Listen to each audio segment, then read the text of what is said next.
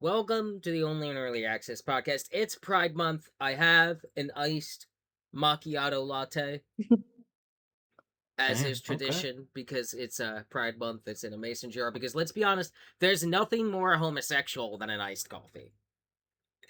I said what I I said. guess. I mean, I don't Yeah, know. it sounds like. Well, would you like to debate me otherwise? I open the floor. No, I'm not. I don't Okay. know. Oh yeah, Like yeah, this, yeah. Good. I don't know enough that I can't say anything. So I mean, You I guess wouldn't, yeah, straight boy. You yeah. wouldn't. So that's why I'm not saying anything. I'm just like, okay, sure, I guess, yeah. Oh, Lizzie's here because it's Pride Month. We have sacrificed enough newborn Yeah. straight people that the patron saint of queerness, Lizzie, makes the yearly appearance on the solstice here. We had to paint diagrams in the blood of straight people to get her here. It takes a lot of effort. That's why we only have her on once a month, unfortunately. Well, once a year on 1 month. I ruined the bit. We gotta tank it. Tank it. Start over. Yeah, Moving it's on. gone. It's gone now. I was It about to ruin your fucked. earlier bit to be like, I'm one of the few gays that doesn't enjoy caffeine either, so Yeah, here I that's am yeah, right? Yeah. That's why with it my costs milk so much tea. straight blood to get you here. It'd be a lot easier to summon you if you would just take the bribe of coffee like everyone else. I don't want to be a jittery little guy. Jittery Yeah. little guy. I'm already an anxious person, and then having coffee on top of that because I don't know what moderation is for some things, I would just be spiraling. No, thank you. Which is hilarious because I've had phases in my life where I had coffee so much, loved it so much.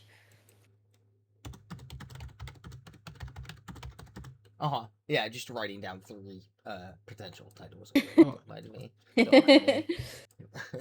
The beauty of having a third person on is we get these titles a lot quicker, and it's Just come out nice. swinging. they just They come do out come out swinging. swinging. You got This you is got probably you got 3 chefs in the pot, and they're 3 chefs in the putting pot. everything in there for some reason. Yep. Yep. We'll make a masterpiece eventually. I like. Sure. I like. Yes. We I like. sure we I sure like will. We sure will. I need to. We need to go back. We need to go back. Hold on. I want to point out that you said we have 3 chefs in the pot, not 3 Yeah, chefs Yes. in the kitchen. pot. In the No, pot. the pot. Physically, they are in the pot. Yeah, they're In in all the of our pot. flavors in the pot. Put our whole selves in the pot, like a big hot I won't tub. lie. Like Yeah. 3 chefs. No, there's already 4. Fourth was 3 chefs in the pot. Is very strong. I love 3 chefs in the pot. I'm just like visualizing the like Swedish chef level like Muppet puppets like all trying to like get into the same small pot and they can't fit. Oh Oh god. my Hey, god. you're getting in my side. Move. Stay on yours. What are you Mhm. doing? No. This was my side. That's why it's closer to the burner. Well, this Welcome to the is podcast and happy I'm Pride. gonna have my and side seasoned with this. Better not add any of your seasoning. Oh platonic god. forehead kisses to you all if you want them.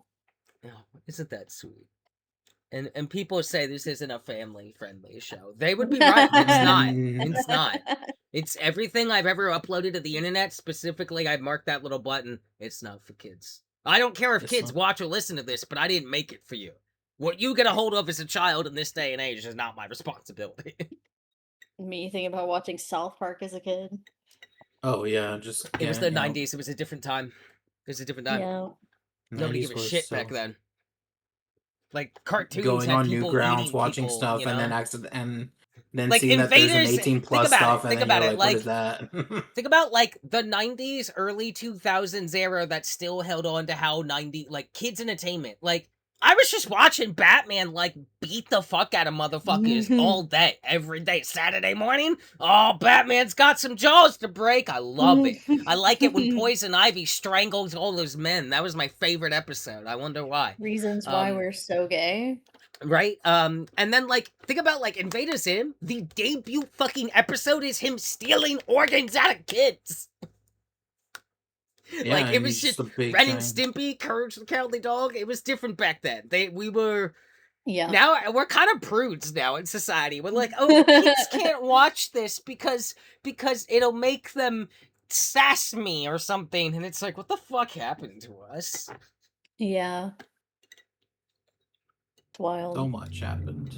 So much happened, actually, but none of that's important. What's important is that it's Pride Month and that it's video game time. Because, as is per standard, Jeff Keighley has held a gun to all of our heads and demanded we cheer for the Summer Game Fest, as we did, and he graciously decided to let us all live. With that being said, we now get to talk about news, things we played, and other fucking dumb bullshit. So, do we want to start with the news because it's probably the chunkiest? I mean, yeah, we could start with like things that we've saw at the Game Fest and news and Yeah, whatnot, and yeah, then move to what we played. yeah. Because there's just, like you said, it's a lot. So I feel like we're gonna cover a lot and probably forget about a few things. So might as well try to get all of that info out the I way. will forget about so many things. Don't I will worry. forget so many. I do Um, that all the time. It's a yeah, condition. it's a condition. It's called It's a condition. It's called I ADHD. forgot. It's called I forgot. No, it's you're supposed to be like it's a condition. It's called I forgot. yeah, and pause for dramatic effect. So out of the things that were announced that like I like vaguely paid attention to, um, Amsterdam 1666. Did you see this? Yes, From I. original Assassin's Creed person. It's some kind of game where you're like, it's about witchcraft, I think. It's unclear. You like are a nun beating people up at night with magic, and there's a lot of cat imagery. I've never like I have no sense of this game other than that it takes place in Amsterdam 1666. But like I don't like when they showed off original Assassin's Creed, I could like suss out what this game was. You know what I mean? Like vaguely at least. I'd be like, oh, it's like a okay, you're like an assassin. It's some kind of stealth alt history game. I'm assuming this is some kind of alt history game, but like, what is this game? I'm not fucking sure. It sounds equally intriguing and confusing, which is an odd combination. Yeah. I mean, well, that's I essentially the Assassin's Creed franchise, if you think about it. I was I True. was I was kind of a bit interested in the game. I played the prologue because they had a demo Mm. out for it They on do. I Steam. didn't bother Yeah. because my PC bad these Yeah, days. I know. It was for some people, was having issues. For me Oh, it it I didn't was look able like it to. was running well in the like the Yeah, yeah, trailer even for in that, Games yeah. Fest. I was like, yo, what is Uh that 20 FPS cat doing there? That thing, you gotta get rid of that. That's clearly the demon. yeah, no, It's performance clearly wise it's the still powers of Satan clearly are in cahoots with this woman.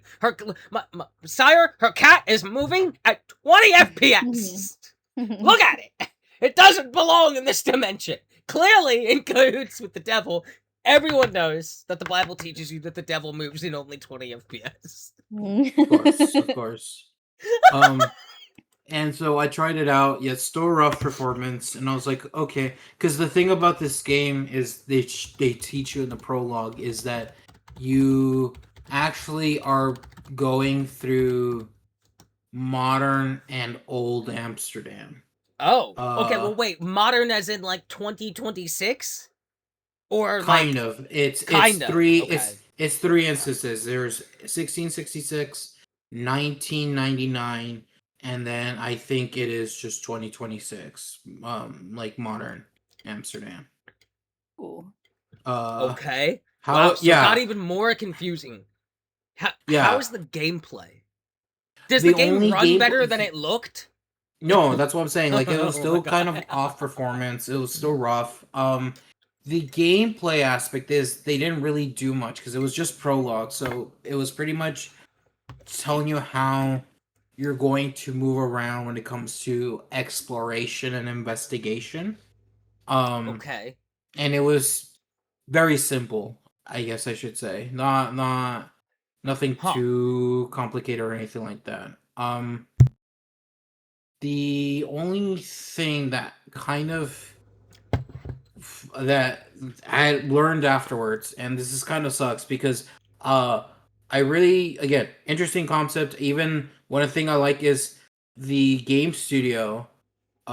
You know how usually like their logos when like they would pop up in the game was like actually were interesting. Yeah, they actually do have an interesting logo. Like they actually do something cool with it. But um the paintings looked weird. Um kind of like something was off about them. I hadn't noticed it because it would be really quick and I couldn't notice them. But a lot of the paintings in the game were generative AI. So I was a little bit disappointed in that. Actually, no, greatly disappointed in that, I should say. So I don't know if the full game that's gonna be a thing, but that had been pointed out. And even the artists, even the game devs have mentioned about that specifically. Uh, so yeah, it was disappointing to hear that they kind of decided to go through that route when they didn't really need to. Like, there's a bunch of like historical paintings that they could have just plopped up Yeah. and put, but I'm pretty sure Get's yeah, just open source, isn't it? Just like Gettysburg Images or some shit, right? yeah, like they could have just done a lot of things because a lot of it's just colonial times as well and things like that. So it's stuff that they could have easily just searched up and then done, but now That's they like kind of went I that route. thinking about anything in like colonial times or shit like that. Like I recently Chilluminati recently did like a 3-parter on the Salem witch trials. Man, Hmm. man, Man, you ever just want to like learn that humanity has just been like fucking circle jerking itself as a society since the dawn of time and making the same fucking mistakes for the same goddamn reasons, and everything has just been motivated by either greed or fear since like fucking forever, and that we are as a species clearly the worst at learning and adapting out of everything on the fucking planet. Just listen to Oh that yeah, yeah. three-parter. Dude, Sounds about it's right. just so stupid. It's just so stupid where It's it's I'm stupid. It's just like, stupid. this is the most like absolute clown circus attempt at like intelligent life I've ever seen. It's so dude, I hope the aliens show up and kill us all. We suck. Yeah, no, it's yeah. We're bad. We're bad at this. Maybe the monkeys We're should be really in charge. yeah. I don't think they can do much worse. Yeah. You know what? I bet the It's monkeys wouldn't settle on a 2-party system. I I've seen those monkeys. They can definitely count past 2. I would hope so. They have enough fingers for that. With how much Yeah. But yeah, people no. rely on That things like was that Chat GPT these days, I would not be surprised if monkeys will actually outpace our intelligence. What do you mean they already have? Have you seen the people that are elected? And the people that Oh vote for yeah, them? no, for sure. You I don't just see mean the like monkey. You people don't are see the collectively monkeys. Yeah, getting look. The dumber. monkeys are not putting the monkey that keeps stealing from other monkeys in charge and bad at all his jobs. Okay, they're like, no, that monkey. No, we can't have him lead the pack. Pack of monkeys, tribe of monkeys, collective of monkeys. What is the plural of monkeys? Like, I what have is a no group of a idea. group of monkeys? monkeys. I think it's A just I have to go cult. Google this to see A if cult. there's Yeah, like a please Google special it. Yeah, word there has for to. it. You know there is. They're gonna be like, actually, it's an congregate of it's a blah blah blah blah monkeys. blah blah blah. Like yeah, okay, sure, buddy. A group of monkeys is most commonly and scientifically called a troop, which is A A incredible. troop. troop of monkeys. All right, so I'm just gonna Bam. Like a a band troop, of gorillas. like TROOP. Hmm. A troop of monkeys. Okay, cool. So Amsterdam Yo, the goof 1666, troop, the goof. kind of like, man, is how we're feeling. Like, what is this? Yeah, Yeah. yeah, Um. I've. It's kind of why it's gonna be hard to talk about a lot of games that are coming up because, um, quite frankly, at least in the East Asian devs, apparently from what I've heard, Daniel Ahmad is the one of the people who does a lot of reporting and researching on that end. I have to see if I don't know if he's on Blue Sky. I would assume so, but he's normally on Twitter. Mm. And look up his actual. Yeah, Daniel Ahmad. He goes by Zoog EX. Um, Apparently a lot of East Asian developers. So this would be like Japan, Korea, and China are using a lot of generative AI in their development already. I think posted in our group chat about Capcom. Did Yeah. I or did I I not? mean, yeah, you did. You did. You might have Okay. sent it just to me. I Oh, think okay. that's gonna be a thing for a while now until the bubble fully bursts, which is definitely coming. I think the Yeah. question will be like, okay, are you using it as like lazy placeholdering when you could just have like a blank asset or whatever? Whatever. Is it like if you use Gen AI art as like placeholder kind of vibes, even though you could just have a blank like thing that just says placeholder like they used to back in the day, seems like it's more effort to have the AI do it. It's weird. But like if Oh, it that's gets a lot pulled of out effort. and Just then to the game like is fucking Expedition 33 good, yeah, okay, it's still a good game. But like we're definitely going to see, I think, before the bubble bursts is like Elon Musk has said his Amazon he's gonna like have the first world's fully AI made game come out. Um I kind of hope we do see that because I feel like that's the thing that breaks the bubble for real. Because it's like, Oh yeah. okay, here's what it looks like when you replace all the humans. Oh, does it not run? Does it just brick everyone's PC? Yeah, like I feel like you could still have a really good product even with some AI uses, but that's Hmm. only because like comparatively percentage wise, the AI usage is 1% compared to the 99% human aspect that makes the fucking game, and that the AI thing is placeholder or gets replaced. Like even Arc Raiders ended up replacing their AI voice acting because of Hmm. Marathon actually with all its voice acting, and people like, hey, what if it like sounded like a person? No, and they were like, oh, okay, I guess we'll get real voice actors. Hmm.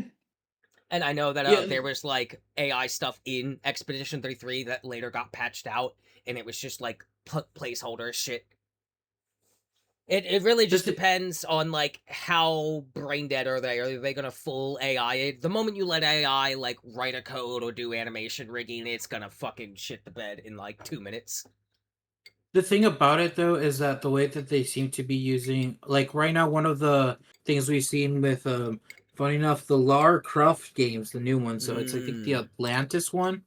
Um, the people at from Baldur's Gate, Larian, Mm-hmm. um, and I'm trying. Oh, and even Sega with their Crazy Taxi, they have said they have mentioned that the way that they use generative AI or wanting to use it is using it as a generating concept and then Mm. going over with human artists to do like replace it.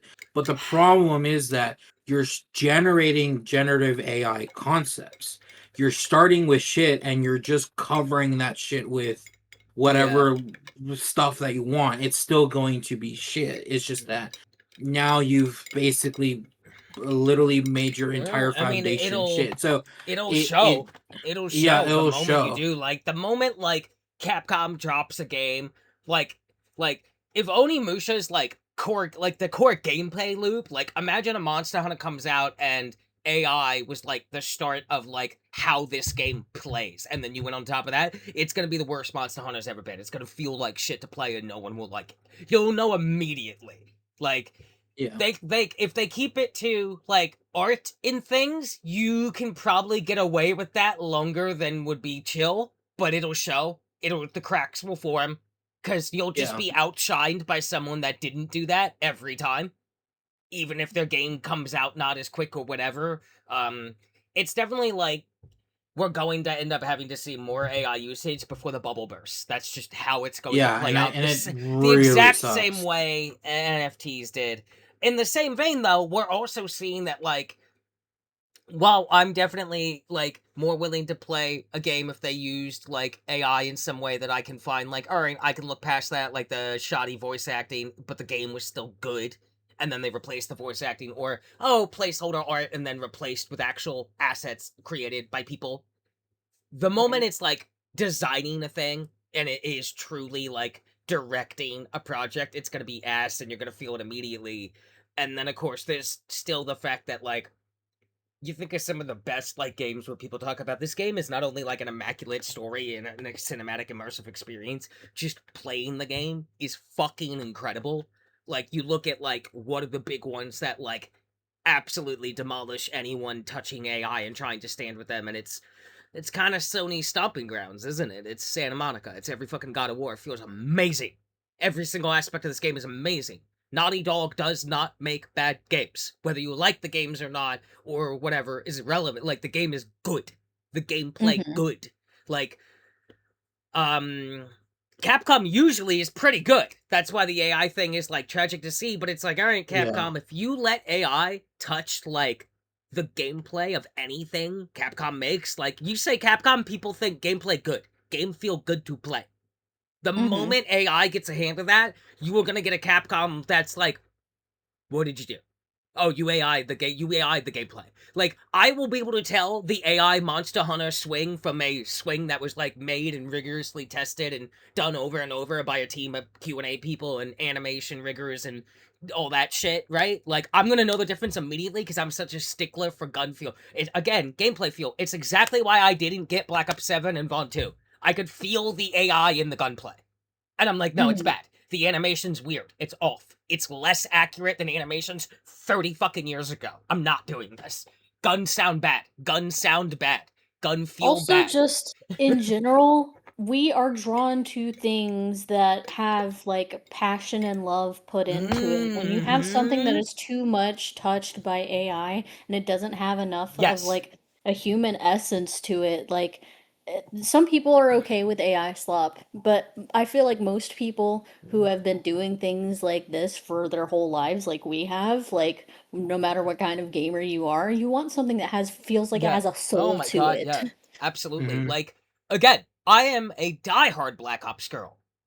Black Ops 6 was fine. It was good, even. It wasn't the best, but it wasn't like 7. Even the more I played it in the beta, and I only played the free beta, I hadn't even pre-ordered it, and I'm like, damn, I can't because you clearly went too deep on the AI sauce on this to where now your gameplay is not even good. It feels weak. It feels like there's nothing behind it driving it.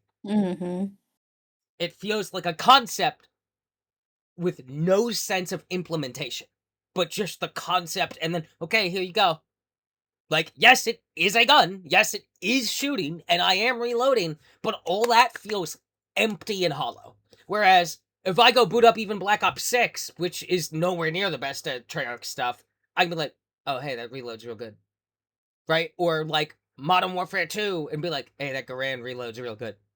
That gun aim shoot good, sound good, game feel good. Like, The thing is that it's Black Ops 6, like, initially didn't even have they only started implementing it more and more once what's called by the end. it started getting more popular. Like we noticed it more towards the end of that year because like a lot of their concept art and stuff like that they were using for like Speaking of, while we're was on Call of being Duty talk, yeah.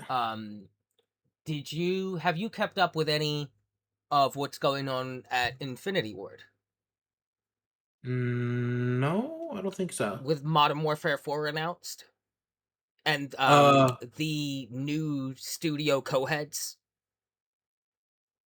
oh, I might have heard something about that, but Yes. maybe you're gonna have to tell me So just to make sure. so the studio co-heads, oh, I forget their names at the exact moment. They've been there a long time, but notoriously, like, why this has any potential of, oh, this one might be good, is because um they've had a lot. They've been working on it for a bit, but this is the first time these dudes at like the top first Call of Duty for them to like be the directors of as co-heads, and it's the first time Infinity Ward has not had one like person in charge ultimately. And these two dudes are known for being some of the few people that were like under man who passed away recently, who founded he left Call of Duty and did Respawn.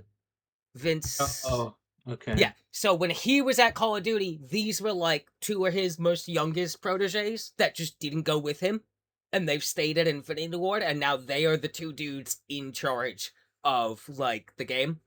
Yeah. Okay. Yeah. I'm definitely gonna check out the open beta when it hits, because like as much as I've always been a Black Ops person, there is Modern Warfare's I've played and I've liked. Coincidentally, it's 2 in the original and 2 in the reboot. I never liked 1 and I didn't like 3 in either, but like 2 was good and Infinite Warfare was good. And I'm like, all right, it'd be a weird world where I'm like, yeah, I didn't get the new Black Ops, but I got Modern Warfare 4. Never thought I'd say that, but you know what? I also never thought they would ever even acknowledge Okami existed, and apparently we're getting a sequel. So, yeah.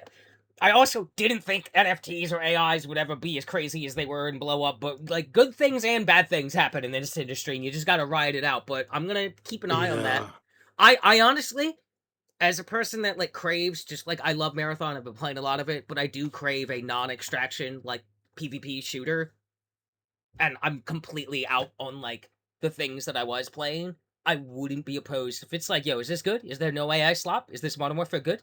Is it good? Game good? What's up, Infinity Ward? It's been a minute since you got my money. Yeah. I know, right? It's been a long time. I'm gonna be like, Uh, it's been a y'all bringing that? long Y'all, time. is that Rust? You got Rust? Is that Rust map? We got Rust again. Fuck it, we're doing Rust again. You Um, should. You should. It's a great map. It's the best map I they ever made. Everything speaking part 2 of Electric Boogaloo. speaking of Marathon, Everything, just all really side all roads. tangent. I did hear Yes, that they're yes. having a PvE mode for that one now. Temporary. They've had Okay, one. gotcha. So they've been I wanted doing to experimental verify. modes. I could talk more about this during like Yeah. my month of play because Yeah. I've put over 300 hours in Marathon already in like 4 months. I fucking love that game. So that was just brief Call of Duty tangent tied to like because I know that wasn't like part of the what's it called, Jeff Keighley's cult thing. Yeah. Which, So I guess at least personally for me, at least in this moment, what I probably will be, I guess, doing is until I know the dev teams are not using generative AI in any part of development. I even the guy who's like what was his name? The creator of Shadow Colossus was like, I'm not using generative AI in development at all. Great. I'm only using it for management stuff. I'm like, that's still not good, buddy. Because management involves a lot of stuff. It involves like accounting, communication, schedule. Like there's a lot to that. yeah. And when you're using generative AI to generate stuff for you and manage all that sort of things, it's a very easy for someone like a bad faith person or anyone to like just start using all that information and like either steal it or so it's still not good in that regard. And it still happens in the industry even with humans that things get leaked out, but normally like there's redundancy for humans. Like there's ways to kind of keep that in check. With the generative AI, they could literally do that. There's no safeguards. They can basically kind of do anything they want. So even in that case, I was still kind of like, that's iffy. Like that's still not good. So I think until this whole bubble bursts and like they stop using it, I kind of am gonna keep away from teams that are very like I'm literally not picking up on Yumusha. I was thinking of picking up what's it called, Pragmata, but not anymore. I'm definitely not picking up DLC for Monster Hunter. Not picking up Resident Evil Veronica remake, which is funny because it was one of those where I was like, I wanted to try, but I guess not. Yeah. So like even stuff from Sega, stuff from Atlas, stuff from any Korean or Chinese, just at the moment until like I know like I'm not going to be like engaging with generative AI or like in a way promoting it, because the thing about it is that if we look at the way things are now, like they're like, sure, we use generative AI, but then we removed it. Or like we're only using it for one little thing. If as long as we support by giving them money on that sort, we're giving them an excuse to still do that sort of thing. Like I think you're 100% right to Yeah. a degree in that I don't think Like you're right, but in the end, I don't think it matters. Bubble burst either way, and I also like. I personally am like, I buy so little games these days that I'm gonna buy the one I really want to buy. Like, I'm gonna get that Monster Hunter expansion. I fucking love Monster Yeah. Hunter Wilds. Yeah. But like, I'll probably like, okay, I'm not gonna bother with Onimusha or stuff now because like I won't like do that. But like, I think it's also like we live in a world where the majority of people are not going to, even if they say they're going to, take such a Mm-hmm. firm stance, which is commendable as fuck. They will not be able to stick to it, and I think the majority of people won't even go that far. Yeah, Yeah. I know a lot of people will And not like, go I'm not that trying to far. like, oh, you're not going to commit to it. I fully believe you will. I totally commendable. I mean, I'll commit to doing as little of it as I can. But at the end of the Mm-hmm. day, I know I also am that person who I'm like, I live in late stage oligarchism in a country that's falling apart at the seams, and I'm queer, and half the country wants to kill me. Yeah, I might buy that one game. Yeah, Right. and I get it. It's just that like it's a tough choice to do. Like it's simple in that like don't buy it. But Like, let me put it this way: I know it's people are like I want that game. I want and yeah, look, for sure. I've seen that image of like the back when Modern Warfare 2 2009 was coming out. Hmm. There was like there was a Steam group like boycott Modern Warfare 2, and then when you looked at that group again when Modern Warfare came out, every like the majority of them bought Modern Warfare 2 and were Yeah, playing it. yeah, So of course, I yeah. like gamers are not the best at boycotting, but like I think an attempt should still be made Oh, because absolutely. the thing is that with companies is that like they don't care what you believe in as long as you're giving them money that from them is permission to keep doing what they're doing.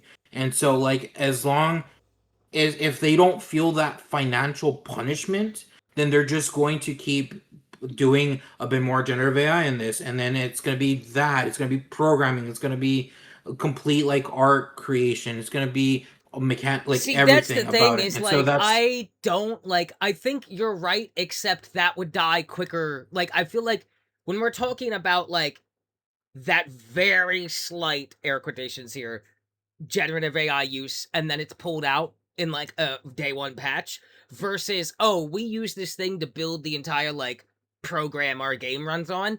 I feel like those two things are so different from each other. Not in that they're different, like they're not like both AI, but I feel like if they continue to lean further into it, like you said, and that there will be studios that definitely do exactly what you said. But like, I feel like the moment they dip into a certain degree, you will see that financial hurt because the product will be bad now. It's like you can get away with it, but only to such a degree as the product is still good. It still has to be good to sell to like make the quotas they want to make. Like I feel like there's a moment where it's like, okay, this game comes out and you did like the animation through AI, everyone's going to rag on you. Like it's going to be instant. Like I feel like the moment anyone heavy leans in like that, it's instant death at the door because Mm-hmm. it's just not going to be a good game. It's one thing to use it, even though you shouldn't use it at all, and still have a good game, and then just patch it out. It's another thing to like use it, try to like be like, okay, well we're gonna patch, and then the game's bad. You know what I mean? Like that's a very different outcome. I feel like I feel like if the product becomes like so AI full that it's predominantly AI, then it's going to not be good enough to sell in the first place. Is my personal thoughts on it. Like it's definitely gonna yeah. the more I like the problem is too is like you talk about like big names and stuff, and even when a game's bad for these big companies, it still sells. Like Black Ops 7, you and I both didn't get because we could see the AI in every motion, in every reload, in every sound. It was even bad. It was bad. But like it still sold. It definitely didn't do well for Black Ops or Call of Duty, but it it was still one of the fucking worst selling sold. Call of Duties The since problem with that is modern wise. oh yeah, it's one of the worst ever, and it's one of the biggest flops for Treyarch in years. But like that number is still ridiculously high, is my point. And like we haven't hit the point yet where like it's got to be pretty like I think that game's bad. I'm sure you do as well, but it's Yeah. clearly not bad enough for people to the mass consumer to agree with us, and I think it's probably because your average at this point, because of how like video games is not like a niche thing, right? It's a very common hobby. It's a very easy hobby to enjoy and do when we live in the world we live in, especially right now, right? Like your average person is literally just like a consumer of the product, right? They don't go beyond that. They don't have any of these discussions. They don't look up, they don't even probably know who the developers are half the time, like even the company name, let alone what people are behind it. You know what I mean? Like you and I can sit here and talk about Kojima's history or Swery's history or Raven Studios or Sierra Studios that doesn't exist anymore or the different ages of BioWare. But like I feel like most people are not like approaching video games at all like that and ever will. And that I think is the biggest reason why bubbles like AI, NFTs, and gaming and scummy shit is so slow to burst, because the majority of the money is coming from people who are just buying a new game the way they like go buy milk. Yeah, like normally they're like, oh, new game out, okay, I'll go get Yeah, it. new Yeah, Call of Duty, no, no, sure. no. New Yeah, football yeah, game, yeah. And I think, unfortunately, because that's the clear majority of people, and there's nothing wrong with them being so like, I just buy the game, I play the game, I don't need to know anything about the nuts and bolts. Maybe I like it, maybe I don't. There's nothing wrong with that. It's just we're now at a point where because that's such a majority, the bubble of all the bullshit that needs to burst and always does in the end takes longer to burst than it should, because the real financial hit would be to get those people to invest just on an awareness level far more than they ever have even considered or probably want to.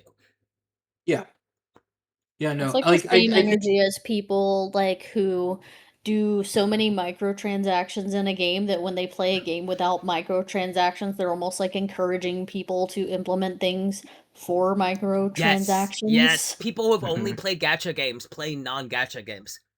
Right. hmm Yeah, no, like I think we can talk about later with about GTA 6 news particularly, because Oh yeah, we'll get that there. kind We'll of get is Oh a there. yeah. whole Yeah. that's a whole thing in and of Woo! itself. But Let like me yeah, hang on. no, I I just think gotta it brush off my the thing about jacket here. Wait, what's it say on the back? Oh, that's right. GTA Hater Club, Mm. founded 1995.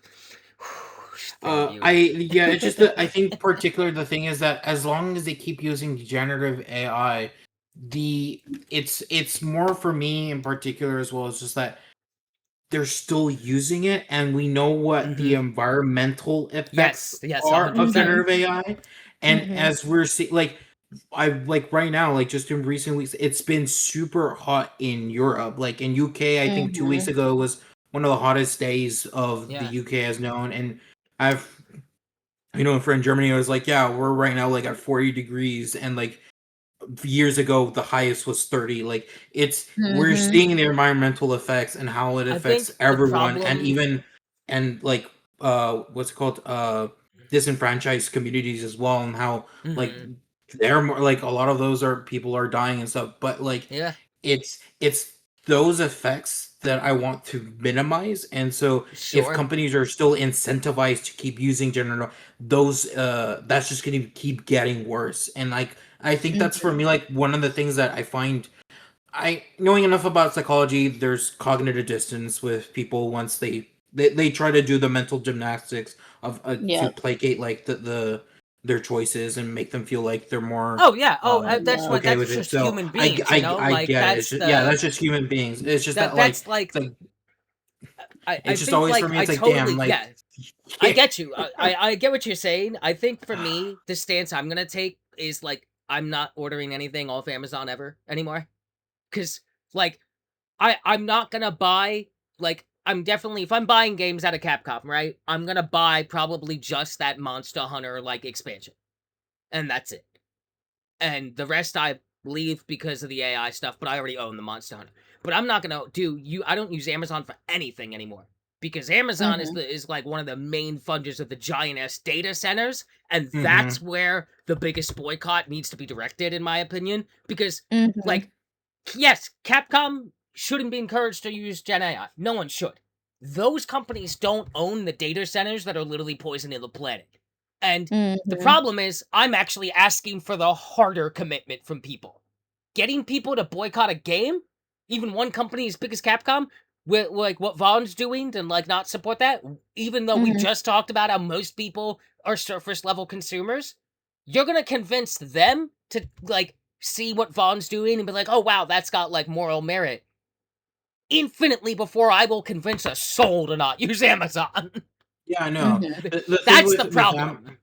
yeah, I think the problem with also with Amazon is like when you live in very small cities where like there's not much being developed and like the big stuff tends to be around like you're put in a Walmart, position where it's like Amazon. what do I do? Yeah. Yep. And so it's Which of awful course because they like society does that's that on how purpose too. yeah, that's being done on purpose and it's like really shitty. So I think like yeah, no. I think it's better if like when people can use less stuff like Amazon and stuff like that, or if you can like not use Walmart, but like I've tried before trying looking locally or stuff like that, and like sometimes all the choices I'm giving is like you either gotta get it through Amazon or Walmart. It's like damn, okay. That's the well, problem is we I'm still just end up get- using Walmart. We can't like you can cut one. You Yep. it is Yeah. unless you live in a city-ass city and have the Yeah. means and time and access and the extra travel costs to go out to the exact store. Society has fucked us on this, but those are the ones that are the biggest damages, and they need to be boycotted the most. And I'm fortunate I could cut out one. Yeah. Yeah, I know And I exactly. could, Exactly. I'll tell you right now, there's no goddamn way we could cut out both. Absolutely. Yeah, not. no, it's Like, almost it's practically impossible just because which of is how which is intertwined they like put themselves into fucked. this shit. Yeah. But like, I probably don't see myself like I was interested in Onimusha. I probably won't now. I was never gonna get the Resident Yeah, I Evil know. anyway. I I don't played care the about demo and I Pragmata. was like, man, this is actually like really fun and I want to keep playing it. But Dude, now it I know was, that yeah. Capcom might be using like the money of this to keep funding more generative AI stuff, and I'm like, I can't. I cannot do that. I likely will cave for the Monster Hunter. We'll see though. Maybe I'll have a stronger spine in the matter when the time comes. It depends on like where things are. I buy my money's so tight these days that like I try to invest in them where I know I'm gonna have the most fun. But we'll see. It's possible. I might not get it. We'll see. It really depends. Like It's I just things how things go. It's just I know, just yeah. I just like I said, I really wish this whole bubble would burst. So like It now, will, but and it will, but like it's probably gonna be a minute still. it's gonna Unfortunately, it's well, gonna be actually, it's shooting itself in the foot because it's the whole reason that we're now seeing console prices be so expensive. yeah, And like exactly. Sony's like, we don't know when to drop the 6 now. Yep. Yeah, they're it's saying like, that it's costing like about almost close to $1,000 to make a so I don't PlayStation 6 see. console, and So it's just like, Xbox who's is gonna buy it fucked. then? Xbox is fucked because they're Microsoft Mhm. AI CEO bullshit. I think we're gonna see in the long run. I think, and I want to move on to like rest of the new stuff. 'Cause Yeah. we're almost We an can hour move in. on. Yeah. But I think we're gonna see like Sony, Steam, Nintendo, probably, and big name studios in the long run take a more stronger anti AI stance because it's going to make it impossible to sell new products like hardware wise. I tell you right now, like like the Xbox is currently $799, and it's like, homie, even at the peak of your there's no way. The And cold it's point of like for console is what affordability. and it's the five. Is it the 512 or is it the 1 terabyte? It's the For 512. like The terabyte yeah, is bigger. like Terabyte is small. fuck, dude, like 500 for $700 Dude, for let me put just it this like way: a half a terabyte. Like an extra storage for my PS5, the cheapest one, cost the price of a new PS5 now. Yep. yeah, Like Yeah, that's it's- what I'm gonna be honest. Stupid. The Apocalypse for real. the ethics will not be what kills the AI bubble. The morality of the it'll be the damage it causes to economy. the planet. Yes, Yep. it's always the money, man, and it sucks always.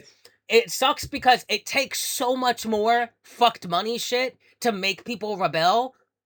When it's like, yo, they've been fucking it up morals and ethics wise at a catastrophic rate, but y'all really not gonna feel anti-AI until that PS6 is like $2,000 for 500 gigabytes. Like, if that's what it takes, fine. But it's like we could just avoid that. But you know, people are dumb. No, and yeah, stupid, people, yeah. Well, Alright, that's so why I'm having the catalog. Yep. That's where my game catalog is. It's a big one, and so well, I guess I'll be using that till shit. Yeah, Like, I try to go through some old stuff every now and then, but yeah, I'm moving definitely. on. So we kind of talked about Monster Hunter while it's a bit. Yeah. There's not much more to talk about there other than like, Yeah. you know, Master Rank expansion. I'll keep an eye on it. I might get it, I might not. Yeah. Some quick ones. Wolf Among Us 2, 2027. Let's fucking Yeah, go. that's- And Wolf Among Us Remastered 2026 holiday. Who wants to buy me a present for my birthday? It's that. Maybe. We'll God of see. War Laufey. I marked the fuck out for Yes. this. I'm so ready. I love Deborah Ann Wool. I can't wait to play as her the whole game. This game I looks love- incredible. I- She's doing infinite aerials to this man. This man does not touch the ground. meme.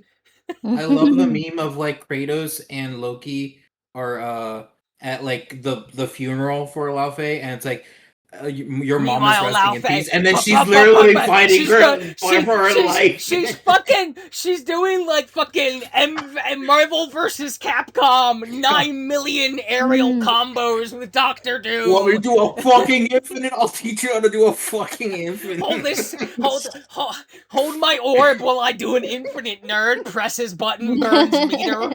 Watch me reset my meter recharge and do the combo again before you hit the ground. She punches your soul out of people and then you hit the soul into people and it explodes. I'm gonna have too much fun with this game. This game will be played from start to finish with a smile on my face. And I will just be like, oh, let me hit this man so hard his soul becomes a bomb for his friends. Should have prayed harder, loser. God. One thing I didn't know, and until I didn't know Jack Blade was playing the Cube. Yeah, he's the Cube. He's Frank the Cube, spelled with a PH, Frank. just so we're clear. Frank. That cube is motion capped, by the way. Yes, that's also the funny thing incredible. about it. But yeah, It's incredible. So that was announced. Really excited. Stellar Blade, Blood Rain. I'm a big Stellar Blade enjoyer. I need to get Stellar Blade 1 before I get that one. You do. Also, like you, I know you. You're gonna put that on the hardest difficulty, right? Maybe. No, Vaughn, as someone you that want plays me to? game, Do you want me to? Yes, Okay. I do Fine. actually. I'm All not right, against it this time because as someone that plays games on hard difficulties on the first run on purpose and often has a good time, it seems. This game's like, oh, do you want to do combos?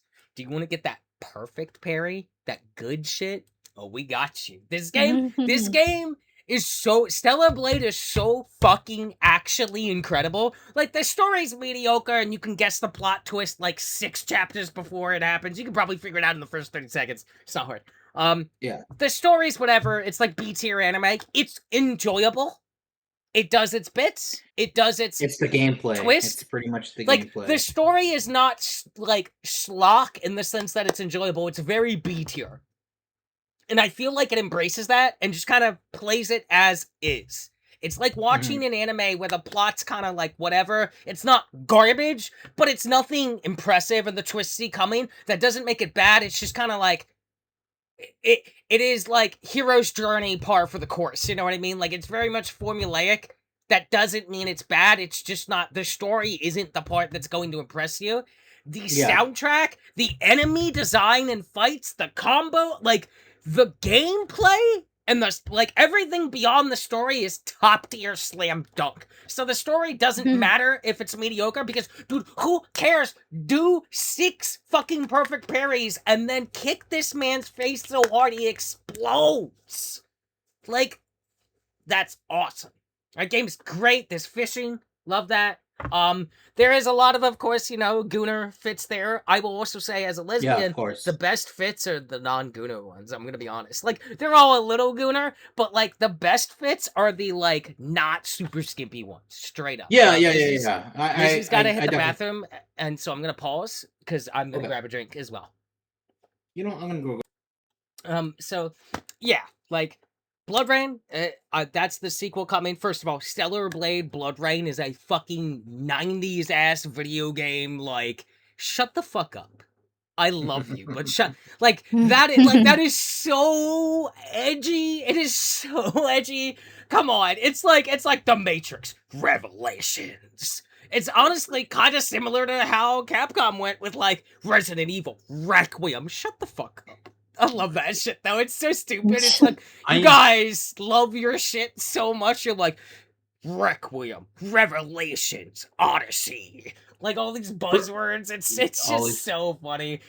Like Stella Blade Blood Rain has the energy of like The Matrix Reloaded. It has the energy of so a mid-2000s emo like soundtrack. Yeah.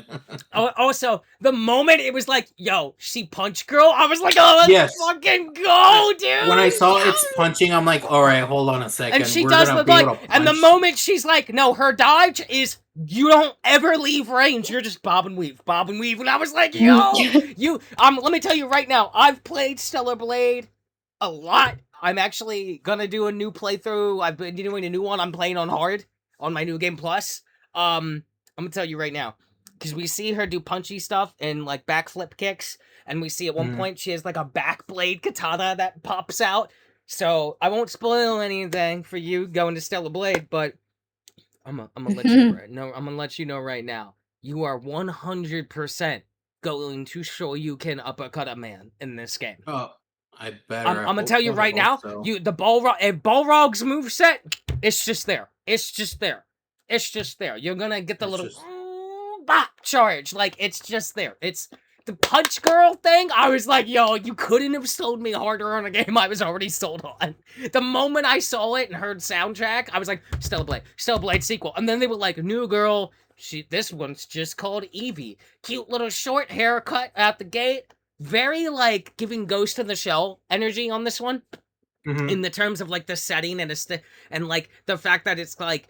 I don't know how the fuck this happens, because, like, from what I played of Stellar Blade, there's 2 endings. I've only done the one. Even if I do the other, like, unless it's way different than I expect, I don't understand how there's all those people there. That doesn't make any sense with the lore of the game, but whatever, who cares? She's punching things, bobbing and weaving. Dude, I cannot wait for there to be, like... Because there's, like, perfect parries, there's perfect dodges, perfect counters, there's, like, impulse counters, there's, like, most of Stellar Blade's combat is about not dropping the combo, because it multiplies your damage and your critical chance, and perfect parries, counters, and dodges, and utilizing that to just flawlessly style on a motherfucker. And to be able to do that with, like, punch weapons as a hot girl, oh my god... I'm gonna... Doing anything as a hot girl just makes everything twice as good. You're telling me. I know. Trust. I know. With Stellar Blade Blood Rain, that is a day one. I will be day one playing that. I might even stream it and just sit there and be like... Because by the time that comes out, I'll certainly have my license, and once I have that, I'm just gonna be DoorDash Instacart, so I don't gotta work for other people. It's just myself. So, I will make sure that when that game comes out, that I will be like, alright, I worked extra hours the last 2 weeks so that I don't have to go to work for a week. Stellar Blade Blood Rain is out. I'm going to sit here and smoke a bunch of weed, and I'm going to play this game until I've beaten it. Hell yeah. And I'm gonna punch so many men in the mouth. So many. You know the Ides of March? It's the Ides of men's mouth is getting punched. I was so happy when they were like, what if punch now? And I was like, yes, let's go. I can't wait. I'm gonna have so much. The soundtrack for Stellar Blade, also, it's so good. Also, Vaughn, you gotta let me know when you're playing the game. You gotta let me know, okay? You gotta let me know. What? When you're playing Stellar Blade, I need to know when you start. I need, like, annual updates. Every time you get to a boss, we need to talk. There are some bosses in this game. There are some, like, this game is incredible. You're gonna love Stellar Blade. Like, what if Bayonetta was good? That's what Stellar Blade is. What if we had Devil May Cry Hot Lady, but it was good? And not full of pointless gimmicks that don't matter. What if it was good, though? What if it was, like, really good? What if it was better than Devil May Cry's ever been good? Because it is. Stellar Blade is fucking incredible. Immaculate goddamn game.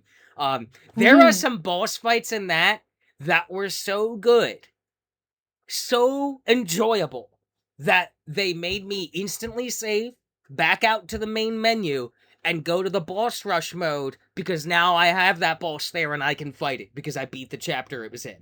There are boss fights that are so enjoyable that I stopped playing the game I'm enjoying to go fight that boss 8 times before I went back and started playing the story again, because I'm like, this fight is awesome. This fight fucks. This fight is fucking incredible. There are some fights in that, dude. It's so good. There are certain ones where I was like, that was maybe the coolest shit I've ever seen. That game is great. You're gonna have a really good time. You're gonna have a really good time. So Stellar Blade, they said, I think that they don't even have like a date for it at all yet. They said it's in early development still. Yeah. I wouldn't be surprised until like if we don't hear anything from it till like next year or so. So there's also Lords of the Fallen 2. I'm super excited for that one. That's been pushed back, I think, to like early next year now. It was supposed to be this year, it's early next year. I'm excited for that because I think Lords of the Fallen was really, really good, despite some hiccups, but a lot of free updates made it really better, and I'm excited to see what they can do with all that behind them now and refining the game even further. I love seeing new companies step into the Souls genre in any way, whether in a, like, oh, here is straight up our Dark Souls, or here is like Neo, or here is this. Like, I love that because I like the versatility of this like weird subgenre of a Souls-like, and not all of them land for me, and some are bad, just straight up, but some of them are really good. Like, I love Neo. Spoilers, I will be able to afford Neo 3 at the end of July. I cannot wait. Nice. I'm so excited. I'm so excited. I fucking love Neo so much. They were like, yo, do you want Diablo loot in your game? Yeah, I do. Yeah, I do. Thanks. Thanks. I like it when I'm like, let me just fine-tune my build until I can just parry everything in the game with a single button press. So that's pretty cool. Blood of Dawnwalker, which I will be getting. Yeah, and that might be my last purchase of the year. For me, that was the weirdest reveal. Dude, no, that was the greatest reveal fucking ever. That was so sick. That hyped me up for a game I was already hyped up about. When they were doing this, I was like, what is this? Like another Masquerade thing? No, the DLC for that's already like out. And then I was like, bro, that's Cohen. That's the boy you're gonna play as. What is happening? He's like being FedExed stuff. And then I'm like, that's just the future. That's like the end of the game cutscene, apparently. Or some shit. Yeah. And it's like, they said this was a trilogy that's been planned out as a trilogy from the start. Yes. They've now confirmed. I was like, this trilogy is, they were like, you're a vampire. You're immortal unless killed. Why should your trilogy just take place across a couple decades at most? Why not a couple hundred? Right? I was like, yo. Why not centuries? Why not millennia? Why not more? Why not more? That's so goddamn interesting. That's so cool. And they've already stated that, like, okay, when you play the first game and then the second one comes out, even if it's like 700 years later, no, having save data of the first game will impact your entire second game run. And I'm just like, so like Mass Effect then. Yeah, no, not like Mass Effect, because Mass Effect lies. And none of the shit you do actually matters at the end of the trilogy anyway. You still make one of the same 3 choices, and none of it matters anyway. Also, Mass Effect 2 like directly... if you have save data from like the first one. Yeah, except I trust these people to do it well and not fuck it up, is the difference. So Mass Effect doesn't count, because your save data didn't matter, really. Because the way they wrote the second game, it was like, well, actually... this character's not supposed to be here, and we didn't think this through all the way, so now we kind of have to, like, retcon our own thing. Mass Effect, ass. Terrible franchise. Damn. It's true. It's true. It's true. It's true. If it's so good, why is it not around? What's up? That's just BioWare. That's just What's BioWare. Up? What's up? Sounds like it's bad. Fucked in the ass by EA. I'll give it that. That's also that Mass Effect's writing is shoddy and doesn't hold up at all. Like the second game directly contradicts half of the first game, and outright, like, they're like, oh well, if you kill all this, if you choose to kill all the spider aliens, or whatever the fuck they're called in the first one, instead of, like, letting them move to another planet where they leave people alone. The second game goes, well, we needed these spider enemies for a part of this convoluted plot, so we're just gonna retcon that decision you made no matter what you did anyway, because it doesn't matter.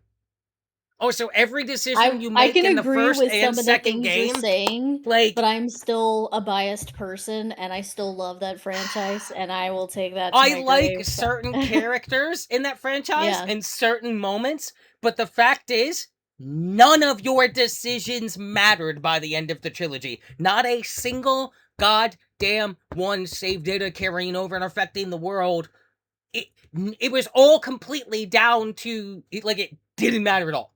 It just literally didn't matter. It was the total illusion of impact in this universe. The ending is the same either way. All those decisions don't matter. And they literally, like, had to rewrite the second game twice before it came out because they wrote it in a way and then realized, oh, wow, hey, if people did any of those things, it doesn't make any sense for any of this shit to be in the game now. So we gotta retcon half the first game immediately. Like, conceptually, cool. Execution-wise, you did not stick the Right. fucking landing, is my issue with Right. Mass Effect. I can And definitely agree with it that, but I makes still me love mad it. because if you had, that franchise would be so good. It would be Yeah. genuinely what everyone says it is. And I'm like, no. You're just gay for Varys, and that's okay.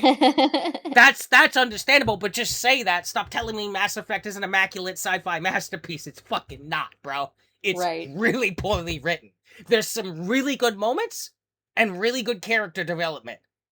The gameplay's kind of whatever. It can't decide what kind of genre it is. That's why every gameplay is different. Tell me I'm wrong. Every single Mass Effect game is a different genre.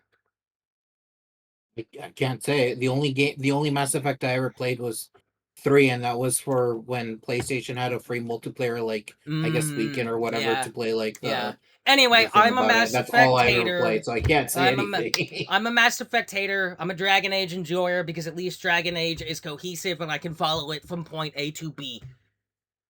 That's so valid. So valid, Queen.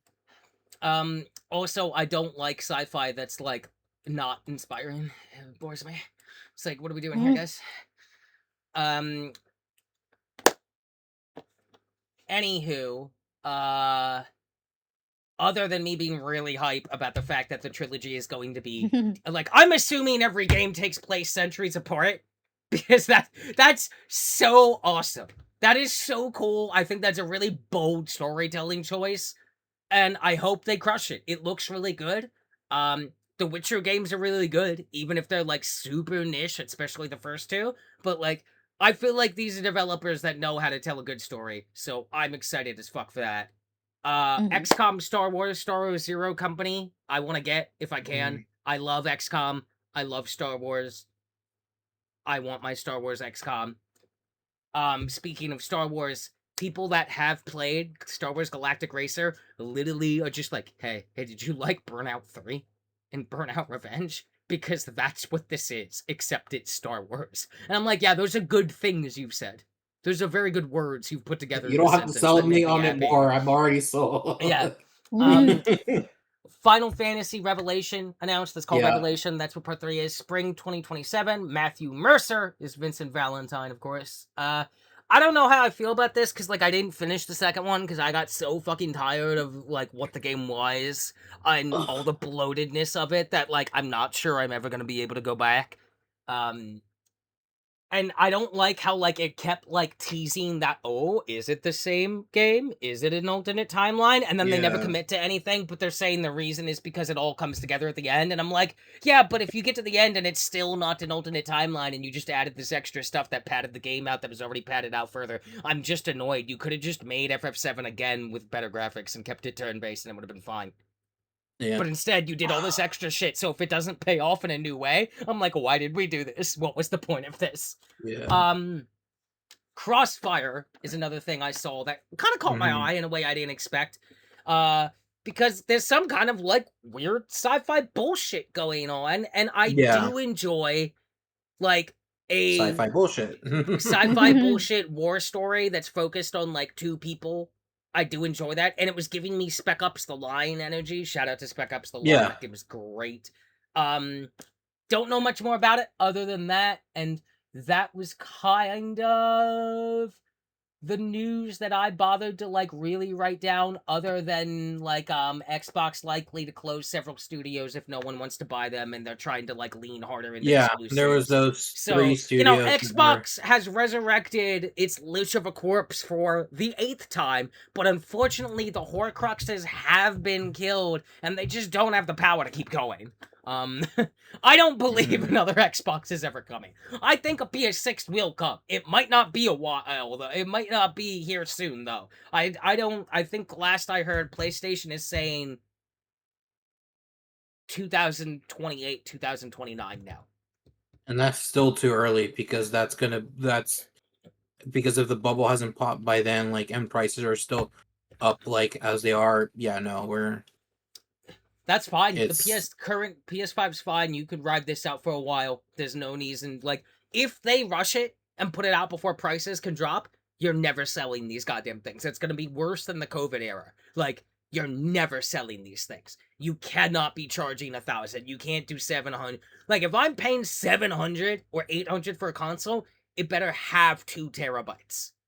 yeah, no, it better be like so much space. It better be state of the art, like that sort of thing. It can't be like If you last gave me gen shit. like a fucking, if the PS6 came out in 2028, 2029, and it's $800, but it had a terabyte and a half and was like bleeding edge tech on par with the best PC could do, or close, certainly has to be closer than it's ever been, I would be okay.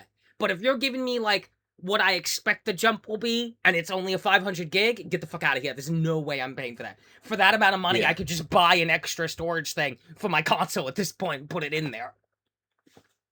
So that's not gonna happen. I don't know, any other news you want to talk about? We could talk more about the Xbox shit going on if you have any more info. I know that like a lot of studios are in talks with Xbox trying to like get their own rights to their own shit.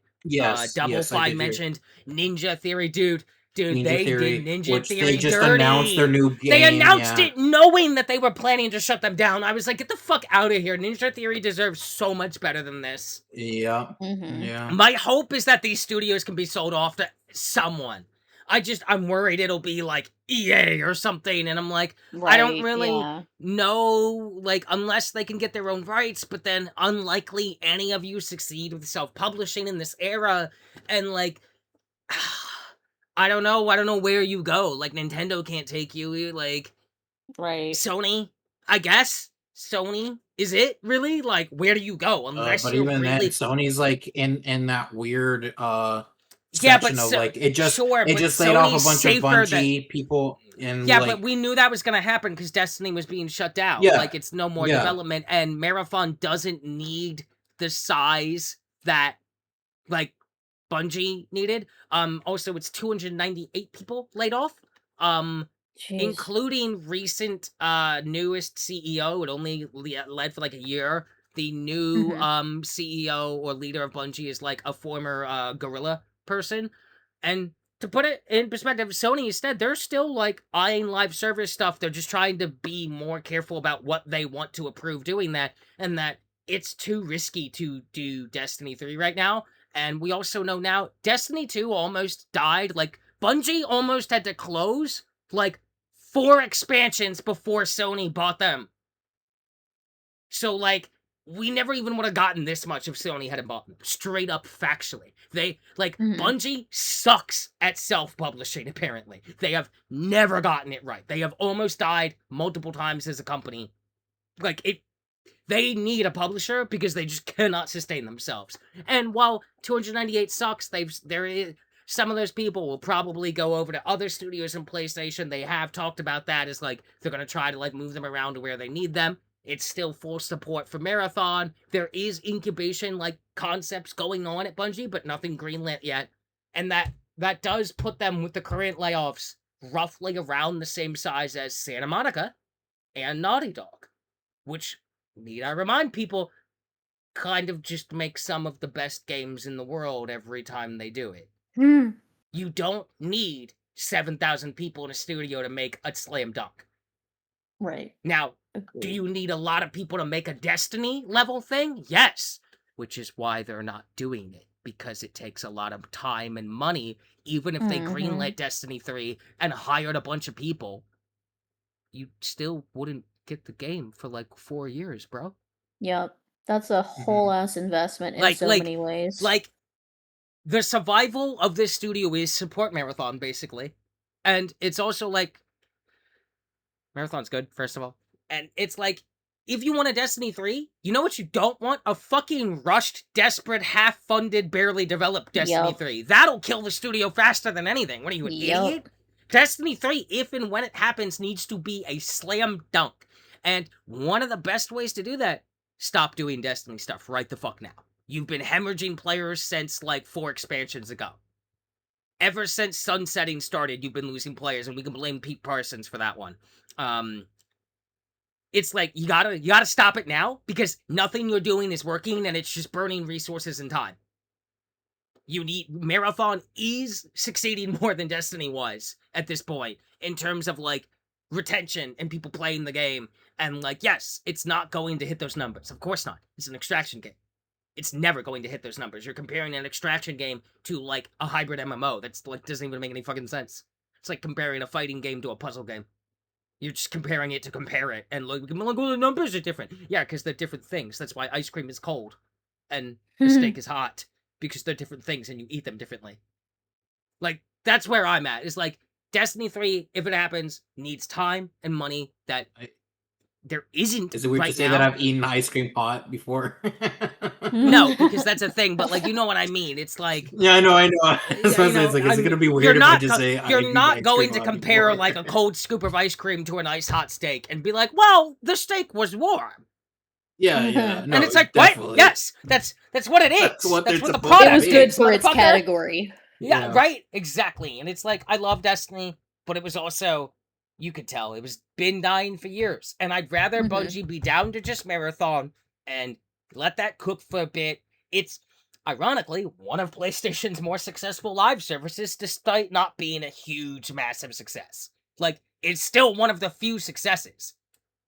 So we'll see what happens with it in the end. Like, yeah, Sony's closed some studios before where it's like, why the fuck did you do this? No publisher, no conglomerate is ever perfect. But just from, like, the view I see as a consumer, but someone also that, like, definitely studies up on this industry way more than the average fucking Joe Schmo, I definitely would feel safer under Sony than Xbox. At pretty much every point in my lifespan, honestly. Like, simply because Xbox has shipped infinitely less games and closed way more studios. Like, if I had to pick one, if I'm those studios at Xbox, if I'm Double Fine, I'm trying to get Sony's attention.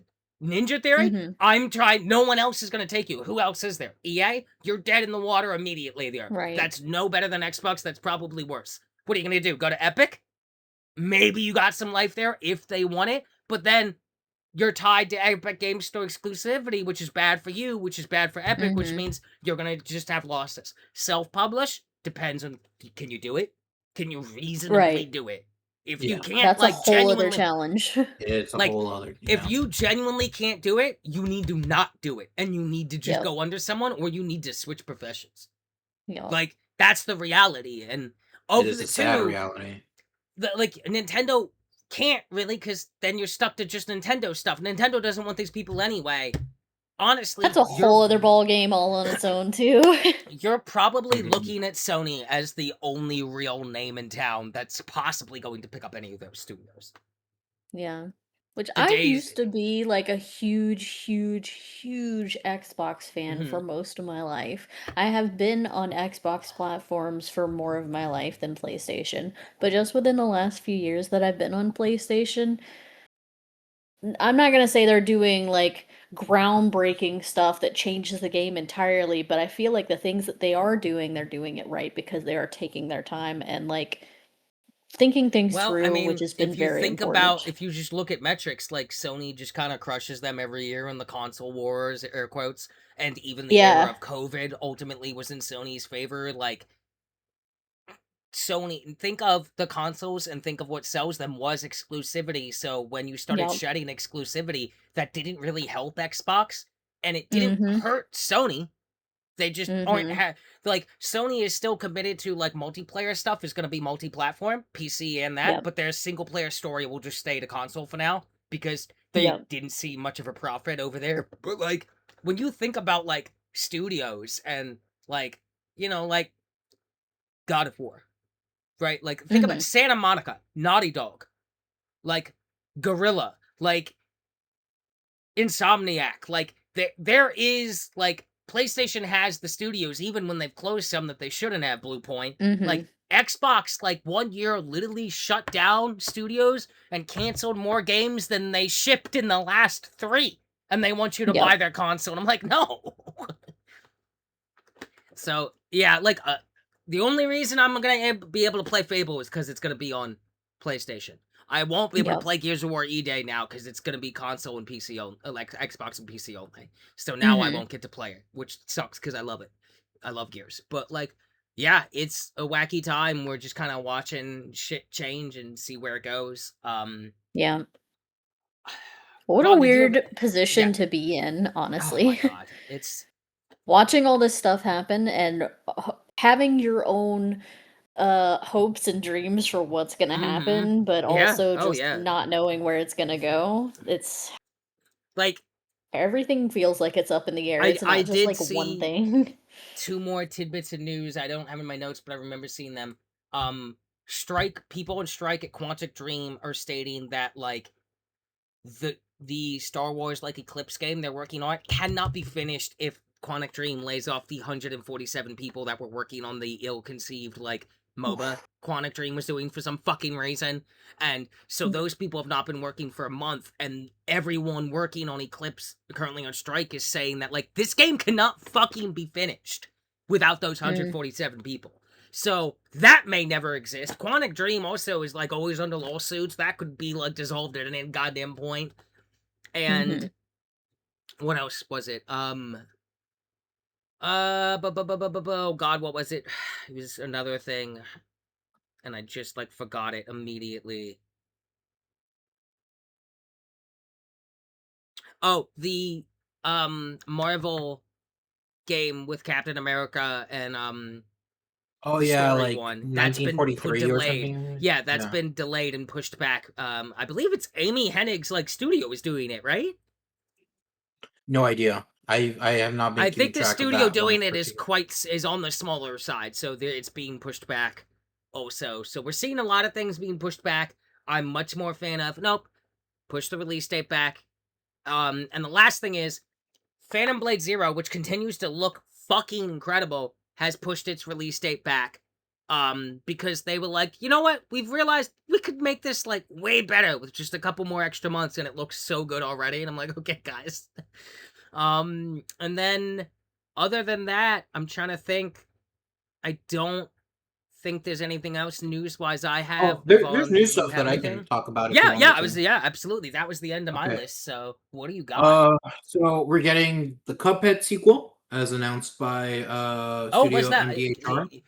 Oh, okay. Yeah, I did not see that. and I'm not like a a huge platformer person, so that's not in my purview. yeah, and the small little cool thing I guess that they announced as well as a teaser is they're actually doing a retro action platformer. Um And what's cool about that is that they basically kind of developed it as if they were developing like a Sega Saturn game per se, or Okay. like one of those yeah, like in the same like sort of like engine that you would be able to like use Sega Saturn games. And the thing about it is that if you have like that old console, you could play this game on that console. Like that's Uh-huh. how it's so weird, but I think that's really cool. I think that's like something that's like, you know what? Fair. If you could pull that off, do it. Like that's cool. I think that's really cool. That Um is an interesting like way to describe the thing they're making. I let me see what it's called Mighty Cuphead Adventure. Oh, it's another Cuphead. Okay. Yeah, that's the 8-bit Okay. one. Wait, Yeah, yeah. is that the new game they're making? No, that's not the Oh, new okay, that's not okay, the okay. sequel. It's just a little like side project that they did. Oh, okay. What? Tell me about the sequel, because I didn't hear about this at all. They didn't mention that much. It just said that we're in development, it's early stages, but we are doing a sequel. Got you. So the only thing that they did was that they did show this little side project that they did. That's a bit more more advanced in development and something that's much like coming out a lot sooner than the sequel. But they just announced that there's going to be a sequel to Cuphead. Okay. Interesting. Alien Isolation 2 is a game that's coming out. I forgot about that. Yeah, I saw that. I was like, oh shit. Yeah. The guy Fumito Ueda, the guy who did Shadow of the Colossus, is making Gen Atlas. I did see like that. Shadow Colossus, but mechs is the best way I can say about that. Then pretty. Looks very pretty. Teenage Mutant Ninja Turtles: The Last Ronin. I already mentioned about like Ueda. Is that real? Is that like I feel like every teaser for that has been like a thing that like is the most nothing thing ever, and it just like re-announces the game. I've seen like 2 short videos where it's like an alleyway and then a sound, The Last Ronin, and then like this one was kind of the same, and I'm like, have we even seen the motherfucking guy? like you only have get you these seen 10 any seconds. weapons? I'm like, I don't believe this is real yet. You keep saying it's real, but you're doing what Deep Down did, where you're giving me like a little. Actually, you're doing less than Deep Down did, if I'm being honest. And I'm like, we have not seen even like a second of a character. It's just like an alleyway and a sound, and I'm like, all right, stop talking about it. If you have nothing to show me, nothingness, and you can rearrange it in any order you want, but it's still 10 seconds of nothing. It's annoying me because I'm like, I would be interested if you had a game to show me. This is the funny thing. This is being made by Platinum Games. And the thing is that Platinum Games have had a game where they had gameplay and then got canceled. If you remember Scalebound, that was supposed to be coming for the Xbox. One, I believe, and then that got canceled. So, even if you see gameplay from this game, maybe hold your breath because hey, well, I just said it's not. I just said it's not. You said Platinum, and I said, oh, that's not coming out then. Platinum Games doesn't get to release games they actually want to make. They get to release like one game that seemed really cool that they want to make every like 7 years. And then in between that, they have like 9 shit projects that get canceled, 16 good projects that get canceled, and then they'll come out with like one game that's like kind of okay, but no one really wanted it, and then like maybe they'll get to make an actual game again. Who knows? We'll see. We'll see. That's not coming out now. I'm not gonna hold my breath, but we'll see on. Dude, if next Summer Games Fest we get another 10 seconds of an alleyway and some steam and it goes The Last Ronin, I want to stop talking about it at that point. If I don't, the next time you show anything, there better be a goddamn 5-second clip of a dude getting his throat slashed. Or this game I don't believe that there's a game. I think there's just 20 seconds. You could be holding a physical disc of the game and still think this isn't real. This is someone's imagination. This is a bit. By that, you could be holding the game in your hands, or it could be on your literally downloaded onto your PlayStation console, and you'll be like, "This is a bit. This isn't real." This is fucking like every time somebody's like, F-Zero's coming back, and I'm like, no, it's not. Shut up. Why do you lie to you? Why do you hurt yourself like this? Are you a masochist? Why do you do this to yourself? There are easier ways to get off from the pain. It's not coming. And then they're like, the Metroid 4 is coming out. Metroid Prime 4 is coming out. No, it's not. And it didn't for a really long time. And then when it did, it wasn't good. Poor Metroid. Let's see, Gundam Rogue Orbit is a Gundam. That's probably one of the more surprising things for me. I was like, oh, they're making a Gundam game. That's interesting. I mean, they make a lot of those. Most of them aren't good, though. It's just a lot of them are usually like multiplayer oriented. I don't know if this one is supposed to be like a story for some reason. Yeah. So I don't know if this is actually gonna be like a story or just another multiplayer one. So we'll see. Guild Wars 3 got announced, and that's a weird thing to announce. Dude, Guild Wars just like steadily existing all the time is kind of like wild. I played Guild Wars 2 for a bit. I was like, this is alright. It's not blowing me away, but I was like, yeah, it's not bad. It was probably one of the more fair, like, priced things in that genre I ever played, MMOs. Where I'm like, yeah, it's Yeah, an so MMO, but, like, I buy the thing and I own it. And that's it. I don't gotta do a subscription service or buy 8 million expansions every year or whatever. So, you know, it's kind of cool to see them still just quietly doing their thing. yeah. Saw Genesis 3v1 multiplayer game. D- That one for me Who feels is this weird. for? Who I is don't know. this That's for? I don't know who this is for. I Who is still this don't know. for? Who is this for? The way she just It's not for the explodes, Dead by Daylight busting through the people. door. Who is this for? Who is this for? No, like Breaking really, through like, the studio doors. Like, Who like, is this for? I am. I'm breaking through. I'm like Patrick Star. Who are you people? Except it's my face Yes. poorly JPEG'd onto him. It's like he's holding up like my face held up by like a paper, like you know, one of those paper masks on the stick. Yeah, it's yeah. like my face. Patrick's holding it, and he's just bursting through the door. And they're like, "Soul Genesis. Who is this for? Point him out. I just want to see." Point him out in the crowd. Which of you wants this? Raise your I want hand. to make this meme now. This Who was is just this one of the for? weird announcements. It's like, like another the Saw Hellraiser game. Sure, The I guess. Hellraiser game. I'm What? like, who is that for? The Ash vs. Evil Dead game, the Jason game, the Myers game that's coming out. That's probably just gonna be the Jason game again. And I'm just what like, I'm I'm feeling, how looking that's gonna at go. Saul, and I'm like, who is this for? Is this even a movie franchise anymore? It is. But the thing is that for me, it's like all these horror games are doing asymmetric stuff. It's like, oh, we'll do the Dead Yep. by Daylight stuff. But the Except thing is yeah. that like Dead by you have to Daylight is beat in Dead itself by already. Daylight to Yeah, do you just that. like Dead by Daylight kind of already trying Dude, to get it's into been that going market 10 is almost years. basically 10 impossible years. at this point. Do So you remember when Dead by Daylight came out and Evolve was around and there was all those asymmetrical multiplayer PvP games? And of all of them, only Dead by Daylight remains. Dead by Daylight was Yup. one of the first.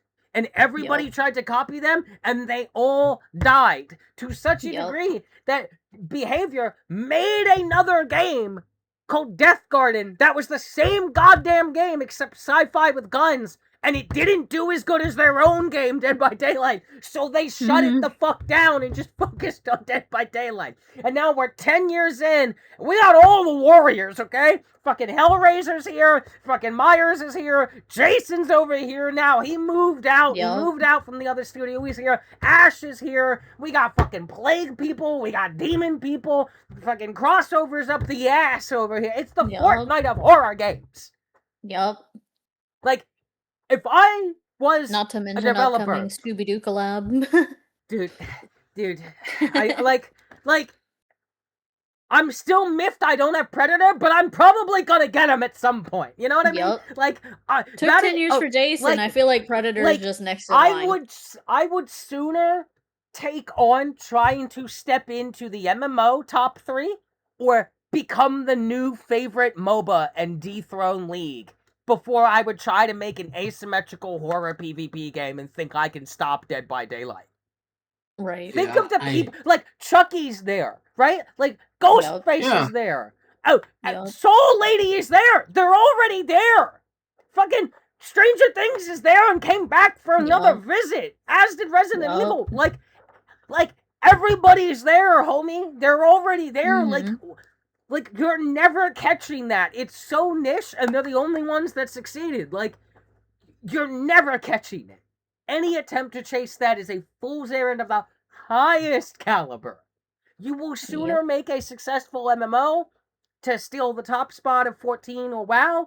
You'll sooner make a MOBA that completely shatters League. You're sooner gonna step into the ring with Call of Duty or Battlefield and beat them. You will never catch that game. Whether Dead by Daylight's good or not doesn't matter even. It's the only one of them that's ever worked, and it's 10 years in, and has licenses with, like, some of the biggest names in the world. Like, you're fucked. It's cooked. It's over. The horror is that you keep attempting this. Who is this for? Who is Yeah. this for? I don't know. What they should be doing which is They were something so that proud of it too. They were like, Saw Genesis, and the trailer like is the most convoluted bullshit like jerk off. Look at the alright, every blood is a beginning, and I'm you just like, want to shut know the fuck who's up. making What this is game? this? Do you want to know who's making how, the game? Vaughn, before you tell me, how much yelling am I about to do on this show? You're gonna do so much yelling. Oh boy. Okay. All right. Hold on. Let me. I'm gonna mute my mic and smoke some weed. Tell me who makes this fucking game. Bloober Studio. Yeah. Who is this for? Who is this for? Who? I ask thee to step forward, show thyself now to the audience. Who wants this? Hand me your money. No, I'm not letting you do it. You're not gonna, you're an addict, and this is an intervention. You do not need this. You don't want it.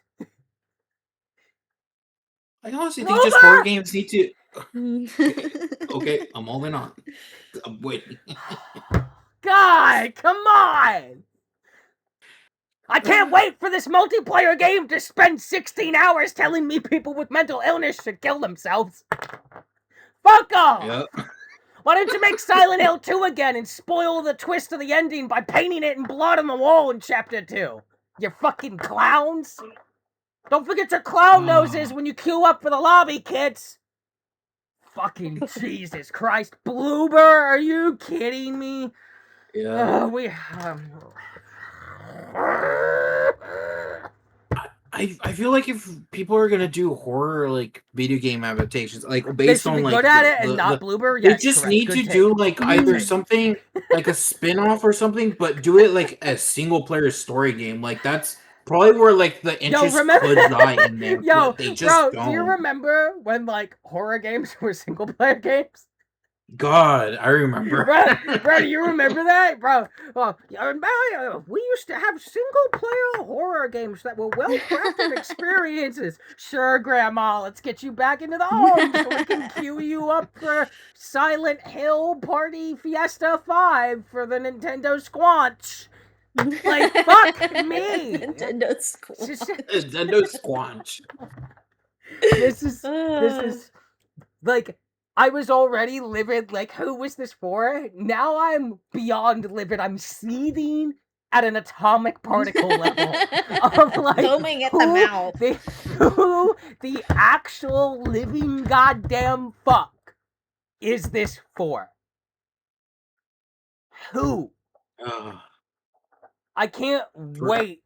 Like, I just... For the 3 people that enjoy Saw video games.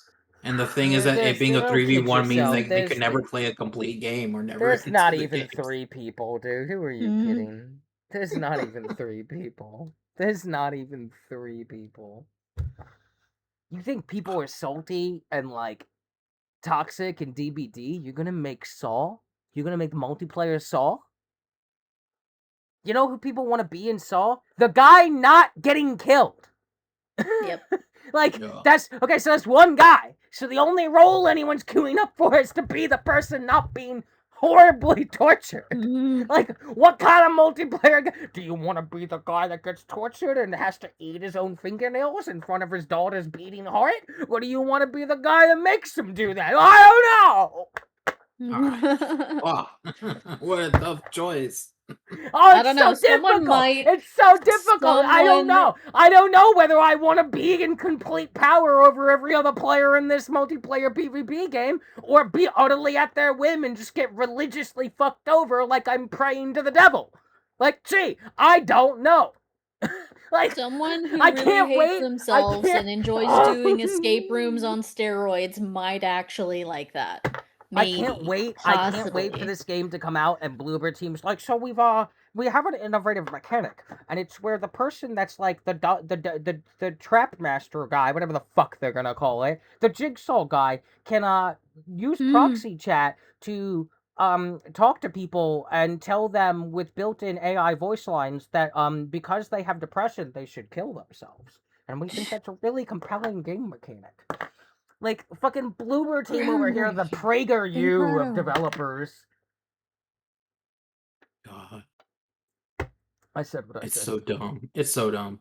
It's so dumb. It's so dumb. I'm full of such venom and vigor right now. Like, I didn't think it was gonna be that bad when you were like burying the lead, obviously. Yeah. And that's why I was Yeah. like, how much yelling am I about to do? And then you said blooper. I didn't even hit the bong. I didn't even hit the bong. I was so overcome with rage. Incandescent, seething rage. On an atomic level. I'm fucking... Fuck that game. Fuck that studio. That studio sucks. Oh yeah. Very Remember much when so. horror games were good and single player? You know what I want to play that I never got around to? I want to play Evil Within 2. It looks fun. Ooh, Evil Within 2 is good. Evil Within 2 Yeah, is good. yeah, it seems pretty good. Remember when like we had like single player horror games with interesting worlds, even if they're a little convoluted and it's just fun. You just play a little game, kill a little zombie, Just get a little shotgun, get really excited. You've got 3 bullets, yay! yeah. And now it's gonna Where be did those like, go? here's my thesis statement where you have to put this paper clip in your eye while you think about why depression means you should die. Bloober team. Like, fuck off, kill yourselves. I fucking hate that studio. I fucking legitimately, every game they've made is about how people with mental illnesses aren't good enough to even be kept alive. That's like the plot of every Layers of Fear, and the medium is like, oh, if you're not perfectly mentally healthy, you should just kind of be isolated or put down because you're just gonna hurt yourself and everyone around you, and you're not worthy of help or love. Also, you're all alcoholics. And I'm just like, bro, what are you talking about? It's just very weird there, you know? Very weird. They're fucking losers. They're fucking dumbasses over there. Anything else? Any better news than that? That was depressing as fuck. I know. Don't tell Bloober team I'm depressed. The only thing else I remember, Street Fighter 6 DLC Oh, yo, stuff coming Tifa's out. coming. Tifa's coming. Tifa. It's a shame I don't really play fighting games. I think I haven't really been able to touch 2XKO, and I think I might have to stop even bothering, because, like, I love the game. Fighting games require such goddamn commitment that I feel like unless I'm only playing this, I probably shouldn't bother. Because, like, I just stagnate so poorly, and I'm like, I don't want to play just this. That's just not me, fam. But, yo, Yeah. Tifa. Yeah, Tifa. Yeah. That for me was the really cool thing. It was like Tifa, but then I remember Capcom, and it's like, okay, well, I guess we'll have to see. We'll have to see. Yeah. Let me hit you with a double whammy though, because it's actually worse than you realize. You see, because not only is it Capcom, which is dipping a little bit more into Gen AI, but it's also because it's Tifa. It's also Squeenix, which is still dumping money into the NFT scam. Yep. So it's the double whammy. Do you want some It's a double NFTs whammy. in your Gen AI? Can I the get some biggest NFTs? double whammy of all double Can I get whammies. some? Can I get some lobe monkeys with different shades on them? Fucking Square Enix. Remember when Square Enix used to make games? Yeah, I know, right? Once upon a time. I remember when Final Fantasy was compelling and didn't have a bunch of bloated side quests and the stories were good. Sure, Grandma, let's get you back to the home. Like, that's what's happening. That's what's happening, and I hate it. I'm not even that old, but I feel like I've lived 300 years more than people younger than me, because I'm just like, there used to be a studio called Raven. Lucas Arts used to make its own games, and they started with really good point and click games that had a lot of wacky moon logic. Sure, Grandma, let's get you to the home. And I'm like, no, this was real. You can just look it up. Bad. Oh my god. Is that it for the news? Can we move on to things we played? There is Resident Evil. Not Resident. There was also, like you mentioned, Final Fantasy, 7 coming out. But then, like you said, with Square Enix also doing Gen AI stuff. I don't know if like I'll be able to pick that one up as well. We'll see as well how things go on that one. But that might be also one of those where it's like, well, I'm gonna have to skip on it till later. We'll cross that bridge when we get there. As for other stuff, so that was the Summer Game Fest. Xbox had their own stuff. Where they announced a bunch of studios that are gonna close. Yeah. I mean, like we said, they announced the Senua. Dude, it was like it was their big moment of the whole thing. Yeah, and then the fuck. And then the Gears of War, and then they were like, back to Yeah. exclusives. Also, we're just gonna close that studio. Oh, Mm. okay. So Metro 2039 got shown a bit more this time Mm. around. It was already announced, but they showed more. It didn't really show much more, nothing to really sink your teeth into. Yeah. It still can't tell if the game's linear or open world. It kind of felt linear, but we'll see. It We'll felt definitely more see. linear, But I'm still like you I could am just be walking in a hallway in an open world Yeah, area. That's exactly. like We'll see. But I'm so we'll excited. have to I'm so see. excited. I'm still excited because I do like those games. New Spyro game. That is Yeah. something I did not expect Yeah, at all. I didn't see that coming back ever. That's crazy. That's crazy. That's I'm so glad that Toys for Bob's is getting to do shit like that. Yeah, that's one of the few golden moments where I'm like, hell yeah. Dude, I Oh, yeah, remember let's playing go. Dude, I played the fuck out of the original, like, Spyro and Crash trilogy. Mm-hmm. A lot. I played a lot of those games back when I was good at platformers in my youth. Back in my day. I was just saying that in my head. Back in my day. That's true. Back in my day, you know, we only had like 12 games a year, and live service didn't exist, and nobody was telling me I should kill them. Well, that's not true. But like, No. That still happened. That still happened. That still happened, but it was people, not the developers of the games I was playing to escape the people. Yeah, that's true. Okay, I can't wait for Bloober Team to make a platformer where the message is kill yourself if you have bad mental health. Incredible. I know, right? Wow. What was it? So they showed more Clockwork Revolution. I'm interested in that game, but we'll see how it goes. Something about that game, like, is very off-putting to me every time I see it. It is weird. I'll give you that. I just don't know. I can't pinpoint it. I see it and I'm like, okay. It's just does it remind you too much of like a very like watered down like Outer Worlds or Obsidian thing? Is that why?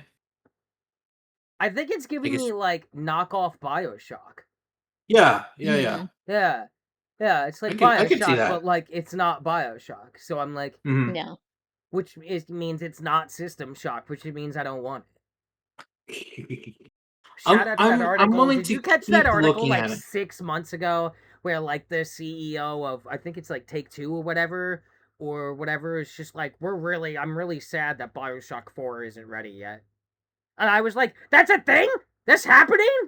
What do you mean isn't ready yet? Homie, this is the first I've heard you talk about it. He's like, I really was hoping it would be out. I was like, bro, what? What do you mean? They're working on that? That's a thing? I thought what's his name was doing the Judas thing, which is just BioShock. Yeah. Just System Shock. But like, yeah. I'm gonna be honest. You could entice me with things that like you could put in the to do like the meme or put in the trap to get me to come in with the box and the string. Things that get Stella, like insert that Drake meme, even though Drake's a piece of fucking garbage. But like insert that meme. Things that don't get me, Bluebird Team. Things that do, BioShock 4. Let's go back to when it was underwater. You guys kind of got a little like extra. I got a little weird when we went up in the sky. Maybe the lack of oxygen up there. Maybe something happened. You know what? Why don't we just go deep underground and do like a mole people thing under the city? Oh my god, that'd be kind of cool. Yeah, right. Yo, what if? Yeah. What if there was, there's bio. What is the water city called? What the fuck is the city called? Rapture? Rapture. There it is. Rapture. What if like there was a secret city underneath Rapture at the bottom of the ocean below the rock bed? Damn. Bigger Rapture. Bigger Rapture. Rapture Part 2 Electric Like Jaws, bigger Jaws. Remember that? Shout out to that Jaws movie. I think it's like Jaws 4 or 5, where like the plot is the shark wants revenge and understands the concept of revenge. Yeah. This is the son of that guy that stopped me from eating people 40 years ago. I'm gonna get him. Like, I love the idea of like the plot of this movie is the shark intimately understands the concept of revenge and excels at executing on the concept of revenge. Evolutionary. Bigger Rapture is definitely a possibility. I just imagine like Rapture 2.0, but in the way that that Peggle guy announced Peggle 2. Rapture 2! Incredible. Incredible stuff. As Incredible. always. Sorry. So more stuff. Persona 4 Revival, we already have that announced, but like When's I Persona think 6? that's something that did get announced, Persona 6, but What was the color palette? literally What was just teaser. did they give us the color palette reveal? Funny enough, it was very green, but I don't know if that's the we're sticking with green. Yo, green, green, green, green, green, green, green, green, The green weird thing about Persona. it is that it was also showing very horror stuff, like a very horror Okay, theme. yeah. Now So let I me don't know. We will see. Atlas. Do you like money? I know that you struggle with the concept of making money. Atlas, you're a weird studio who really makes really good games, but doesn't understand that people want to buy those games. Atlas, would you like to like?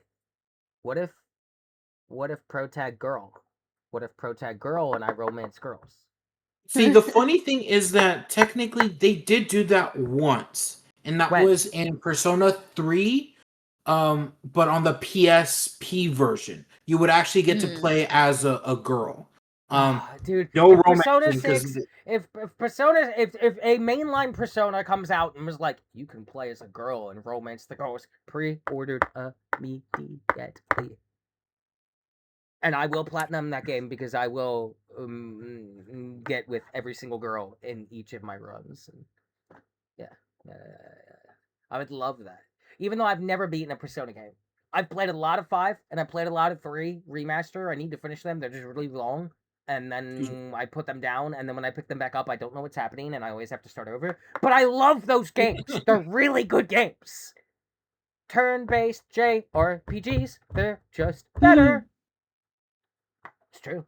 It's true. It's What's true. called? So we'll see more about Persona 6, I guess, eventually. Yay! And I think Valor they did show more Valor Mortis, but I also got to play the demo of that one as well. Did you? So Oh, because I know we're coming up on what we played. Did you by any yeah, chance so happen to play the Mortal? Is it Mortal Shell no, I 2 have demo? not. Because I can't. Because on my PC, no way. I really liked Mortal Shell 1, but I wanted more. I thought it was too small and it didn't have enough depth. But I'm like, if you like do this again, but bigger with more, and you get more time to like really cook on this could be incredible. I love the mechanic of it. I just like wanted it to be more. I wanted more of this game. So I'm really interested to hear about 2. What I can do is remind me again, and I will try to download the demo for it and play Okay. it and try it out and see Okay. how it is. But I'll get to Valor Mortis once we talk about stuff that we played. But I Got did you. get to play the demo. And then PC gaming was on the weekend as well. And I like that you watched like all the other Mm. stuff, or at least got some info, and I caught the Jeff Keighley Cult Fest, and then yeah, I didn't watch anything else. But to be fair, I had an ear infection and a tooth infection at the same time. yeah, that's fair. That's fair. Yeah, I was kind of dying. Just a little bit. It's fine. Just a little bit. Just a little bit. I just For PC gaming, funny enough, there wasn't so much announced there that I was looking forward to.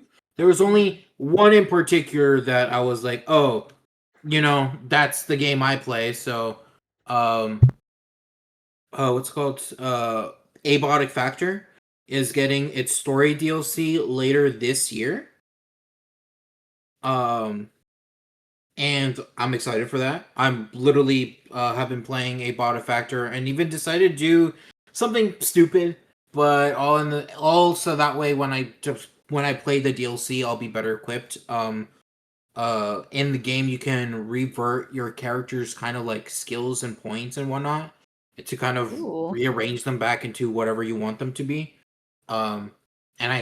But the thing is that I was mostly maxed out on my character, so now I'm having to do the grind again. So as I wait for that DLC to come out, I'm doing the grind and then get ready for proper Abiotic Factor when it comes out. But I I do like the remember DLC because it you. looks like it's supposed to be like tropical, so like it looks like we're on I like think I islands saw and this whatnot. vaguely. Yeah, I remember Yeah. we talked a lot about this. And it's definitely not a me game at all, but I remember Yeah. it's in the genre and zeitgeist of your normal wheelhouse. But I remember you talking about this like it stood out exceptionally compared to everything in that kind of zeitgeist you played, which says a lot because you play a lot of those kinds of games. Yes. So I was like when I saw it, because they were, even the team deep dive was like, hey, we're announcing something here, look forward to it. And I saw the trailer, I was like, oh cool, so we're doing island stuff, uh more types of creatures, or at least like different species of that creature. And like we're also like going into a lab, and like gravity looks wonky as well. We'll see how that goes. But the big thing that was interesting is the very last 5-second teaser of that trailer, where it looks like we're in the flesh dimension. I'm like, oh cool, we get to go to the flesh dimension. The flesh. Okay. The flesh. dimension. So the flesh dimension is just like part of my brainwaves when I look at women. Oh, okay, I see. Uh, Yeah. Uh, and in the game, the flesh dimension is where one of like the creatures that we get to see like comes out, and it's like this Hmm. weird Flesh tentacly looking thing. creature, and It's like like a we flesh actually, yeah, thing. flesh thing. Yeah. Yeah. It'd be So weird if it we'll came out of finally the get to flesh go to dimension and their was home made of world only and bones. experience all the horrors that are within the flesh dimension. So that'll be fun. What if it Uh, come if like the real boss from the flesh dimension is a thing that's purely bones, and when you ask like, "Yo, why don't you have any flesh?" He's like, "Well, I leave all that at home." I leave it all at home. It's all around me, you know. This is actually, this is it. All this is my flesh. This is my skeleton. Uh, Maybe the friends were the flesh we met along the way. How dare you? I'm not gonna write that down for a title simply because I'm pretty sure we already have an episode called "Maybe the Gods Were the Mushrooms We Ate All yes, Along." yes. Mhm. Yeah, you can uh, tell I really like that bit. It's a yeah, good you bit. like the bit. It's a good bit. Give me It's a next good bit. episode. It's possible that bit's gonna come back up. Let's If see. I Oh, can something. vaguely make that bit, I'm probably making that bit. I know you Valid. are. I know you will. So something else I got announced that at first when I saw it, I was like, I don't know about this. Oh I'm boy, not sure. okay.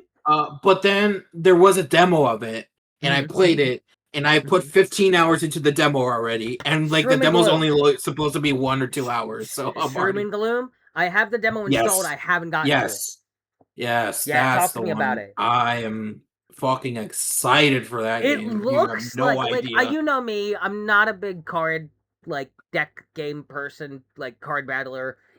I always struggle to like get into them long term. Um I don't know, gameplay wise it's just not compelling to me. I played a bit of that like Cthulhu one for longer than I played any of them. The only one still is Shards of Order.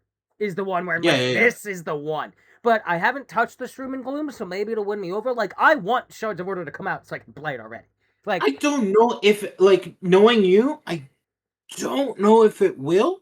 I'd say still give it a shot, but I I definitely really want to like the try it. aesthetic, and I kind of I like the mechanics that they were I did implementing, because it's not something some of the that we mechanics seemed normally. really interesting to me, and I was like, I do want to give this a shot and see if it Yeah. clicks enough for me because like Hmm. card battling as a system is never gonna be the strong selling point to me. So somewhere Yeah. along the way, like with Shards of Order, it was holy fuck, the sound design, the art design, the RPG stat building and unlocking your deck unlocks new cards and you're choosing what each character's individual deck is and the time management mechanic and the weird lore going on all won me over the fact that it's a card battler, which usually is a no for me.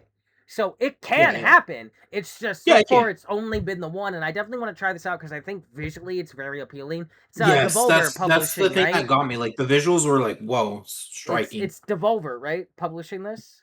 Yes, Yeah, Devolver is publishing this one. Yeah. Devolver typically has a pretty high track record with me, even for like games where I'm like, I don't know if that's for me, and then like, I'll be like vaguely interest peaked, and then see the name Devolver, and suddenly I'm more on board. Devolver is incredible. Love Devolver. So Yeah. I definitely do want to play because a lot of the mechanics sounded really interesting, like the eating the mushrooms. I was like, oh, this is weird. It's kind of Yeah. strange. Yeah. Like I And said, I'll talk considering about it I am when a I play. co-host of a podcast that has a fucking episode title called Maybe the Gods Were the Mushrooms We Ate Along All the Way, if anyone should play the mushroom eating game, it's this bitch. Also, or Maybe the IRL, mushrooms are the gods that we ate along the way. maybe. Also, fun fact: mushrooms, delicious. Actually, delicious. Love me some mushrooms. Stuffed mushrooms, mushrooms with my steak, mushrooms with mashed potatoes, just a plate of mushrooms with some gravy, banger. Burger, there better be mushrooms on that. Philly cheesesteak, there better be fucking mushrooms on that. Mushroom is great. They'll also kill you if they are out of overs, but don't worry about that when it comes. Yeah, no, like I said, I can talk more about it once it's Mhm. the game, like I when we will talk about what definitely we've been try the playing. demo, so at the very least we could talk about it then, when I Mhm. played it, if it's still up. Yeah, it should still be up. Okay. Is there any more news before we move on? Because I will want to do a pause to hit the bathroom before we get into what we Yeah. played. I think most of the other stuff for PC gaming was Thief the Dark Project Remastered got announced. That's kind of neat. Um it it's one of those, like, this is an old game that people like, and it's being done by Night Dive Studios still again. So, yeah, Night Dive. Mm. So, knowing them, they're going to do I feel they're going to do a really good job at remastering it and being able to play, like, on modern consoles and stuff like that with adding quality of life stuff. So, I look forward to it. Particularly I for mean, me. I tried that Thief, like the newer one that came out. It was like okay, but like when you played it, you could see just moments where I'm like, it's okay at best. But there's a Mhm. timeline where this was like Dishonored level success.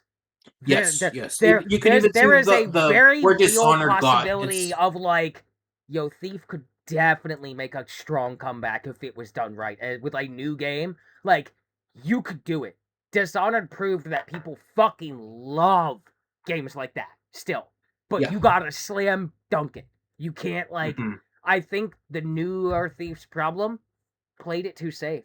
Played it didn't like not bold enough. Mm, You're too scared. yeah. You're too scared to commit to what the vision for this really was, and you kind of half watered it. You didn't want to go too far from old Thief, but you wanted new Thief, and it's like no, no, no, no, no. You should have committed.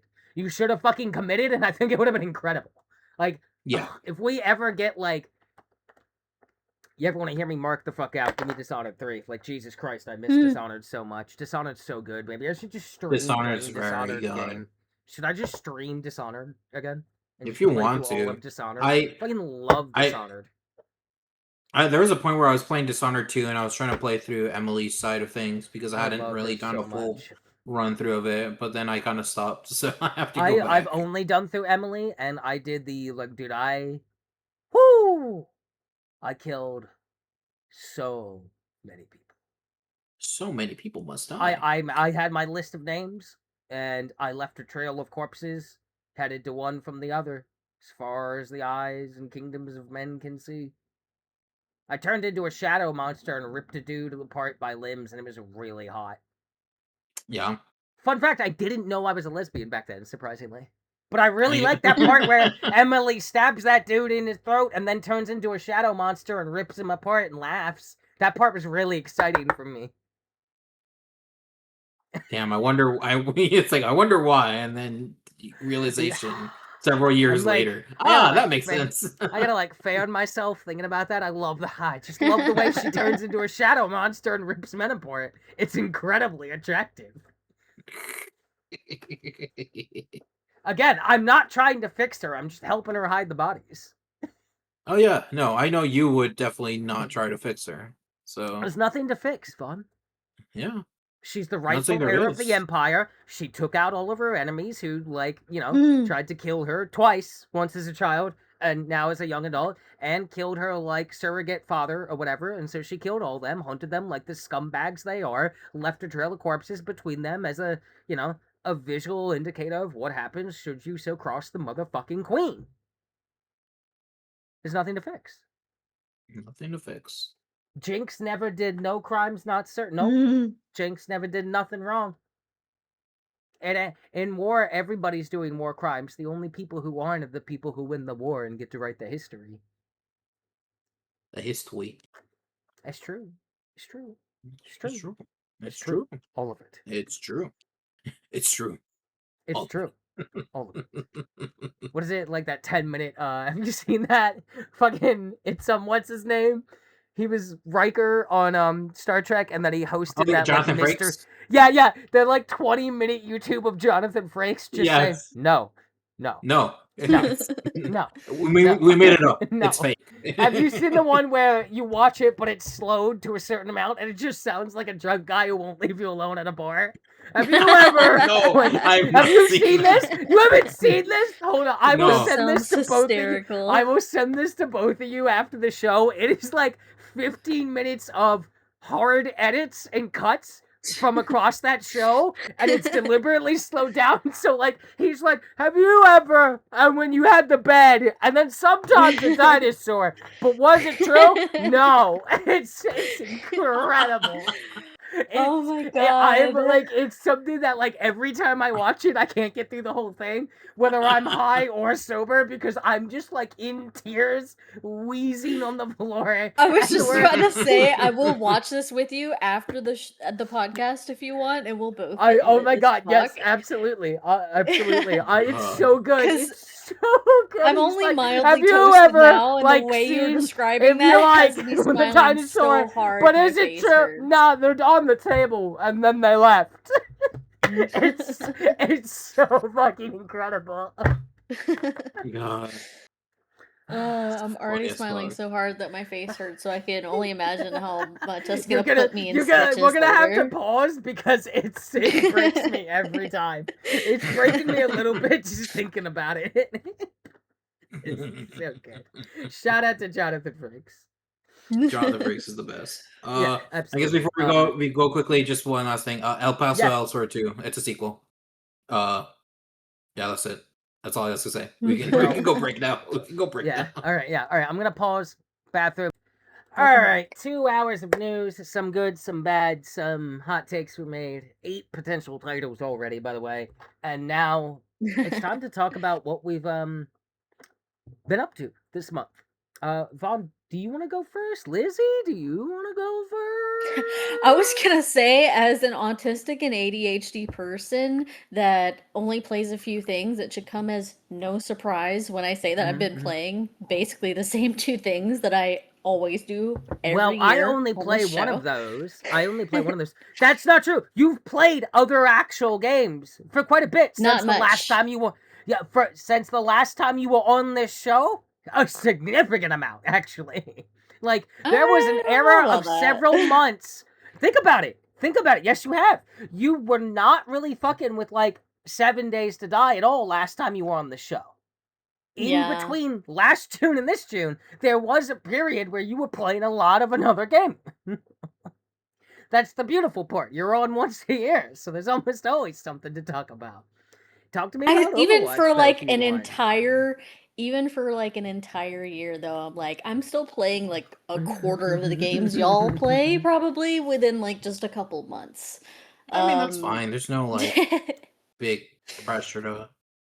No, But that's why I was Awesome. kind of like offering to go first because I was like, that'll go be the first. easiest. Yeah, I why play don't the you go for it? same 2 things. Yeah, I mean, like usual. Who could have predicted that? I only play one of those things now. So talk Yeah. to me about the games. I'm actually not playing Overwatch as much right now because the new season. Blasphemy. It's because when the new season Heretical. starts, especially with a new character, and when quick play starts to feel too much like comp, it gets to a point where it's not that it's unenjoyable, but I'm not having as much fun as I'm hoping to. And like if I'm not having fun, I don't want to fucking play. That's my whole reason for playing that's games. literally how you yeah, that's good point. Yeah. Which I don't understand how people can be in quick play and like bitching at people to make plays like it's comp, and I'm like, you're obviously not having fun. You need to get the fuck off the game. Thank you. Yeah. God. Yeah. I'm retired But, from Overwatch permanently these days. I do like the new characters. When Sierra was first released, I was like, I actually really hated her, but she just got nerfed, and I was actually really happy for that. Other new character, she's like Hot. She's hot. I hate Well, that yeah, that fucker. is I'm glad that they for got for damn sure. nerfed. She's Um, so hot. She's so hot. Shion is so cool. I really, She's really like so her. She's hot. got really good mobility. I haven't played her a lot myself, but one of my friends that plays her a lot has gotten play of the game with her so many times when we play together. It's it I feel like she's gonna get nerfed, but whether or not that's gonna affect her level of fun to play, I don't know. Because like I said, I don't have that much data personally myself, but Mhm. I like watching people play her, and I like pocketing the person who will play her, but like I don't have a lot of firsthand experience as her, but I think they're really, really good. I don't know necessarily if they need desperately like a balance. But I feel like they'll probably get tweaked anyway because I feel like most Probably. characters do after the first patch of after, you know, their Usually. That's release. kind of how it Yeah. is in any kind of hero related thing. Is like you got to be available Yep. to like tweak stuff because inevitably something gets busted. Yep. But as far as like the actual people in the game, oh my god, people crying about you not playing the game how they want you to play in quick Oh play when man. that's most I've people's practice. I'm like, just fucking go to comp. I've heard Crazy. that that tends to be also an issue. Correct me if I'm wrong. In Dead by Daylight, where apparently people need you to play a specific way when you're either like the killer or something like that. Otherwise, Oh yeah, you get like griefed yep. because of it. Yep, that happens a fair amount as well. And like there's a Mm. difference between someone being new and making like mistakes versus someone going out of their way to like throw the match to try and end it Oh early. yeah. Yeah. Two 100%. entirely different things. And And I feel someone would like rather throw people your might game to ruin yeah. it for you than disconnect and like you get a bot just because I they don't want the fucking DC hate those penalty. people so much. Yeah, It's just like same. you are such a profound, significant level of scumbag that you probably could win an election for president. I, Both of the games that I play, of course, DBD and Overwatch, they both have anniversary events this year. Overwatch has already passed, and a lot of people felt like it was very lackluster, which, you know, I kind of tend to agree with. I don't usually put like a ton of money into the game, but I feel like there have been other events Sorry. where there were more plentiful loot boxes, or there at least felt like more rewards. I'm not as upset as some people were for the event You related not stuff, as but upset as some people? Really? I still kind of wish they did more. And like I was a little bit disappointed, but I'm not gonna throw a fit about it. Do I wish they did more? Yes.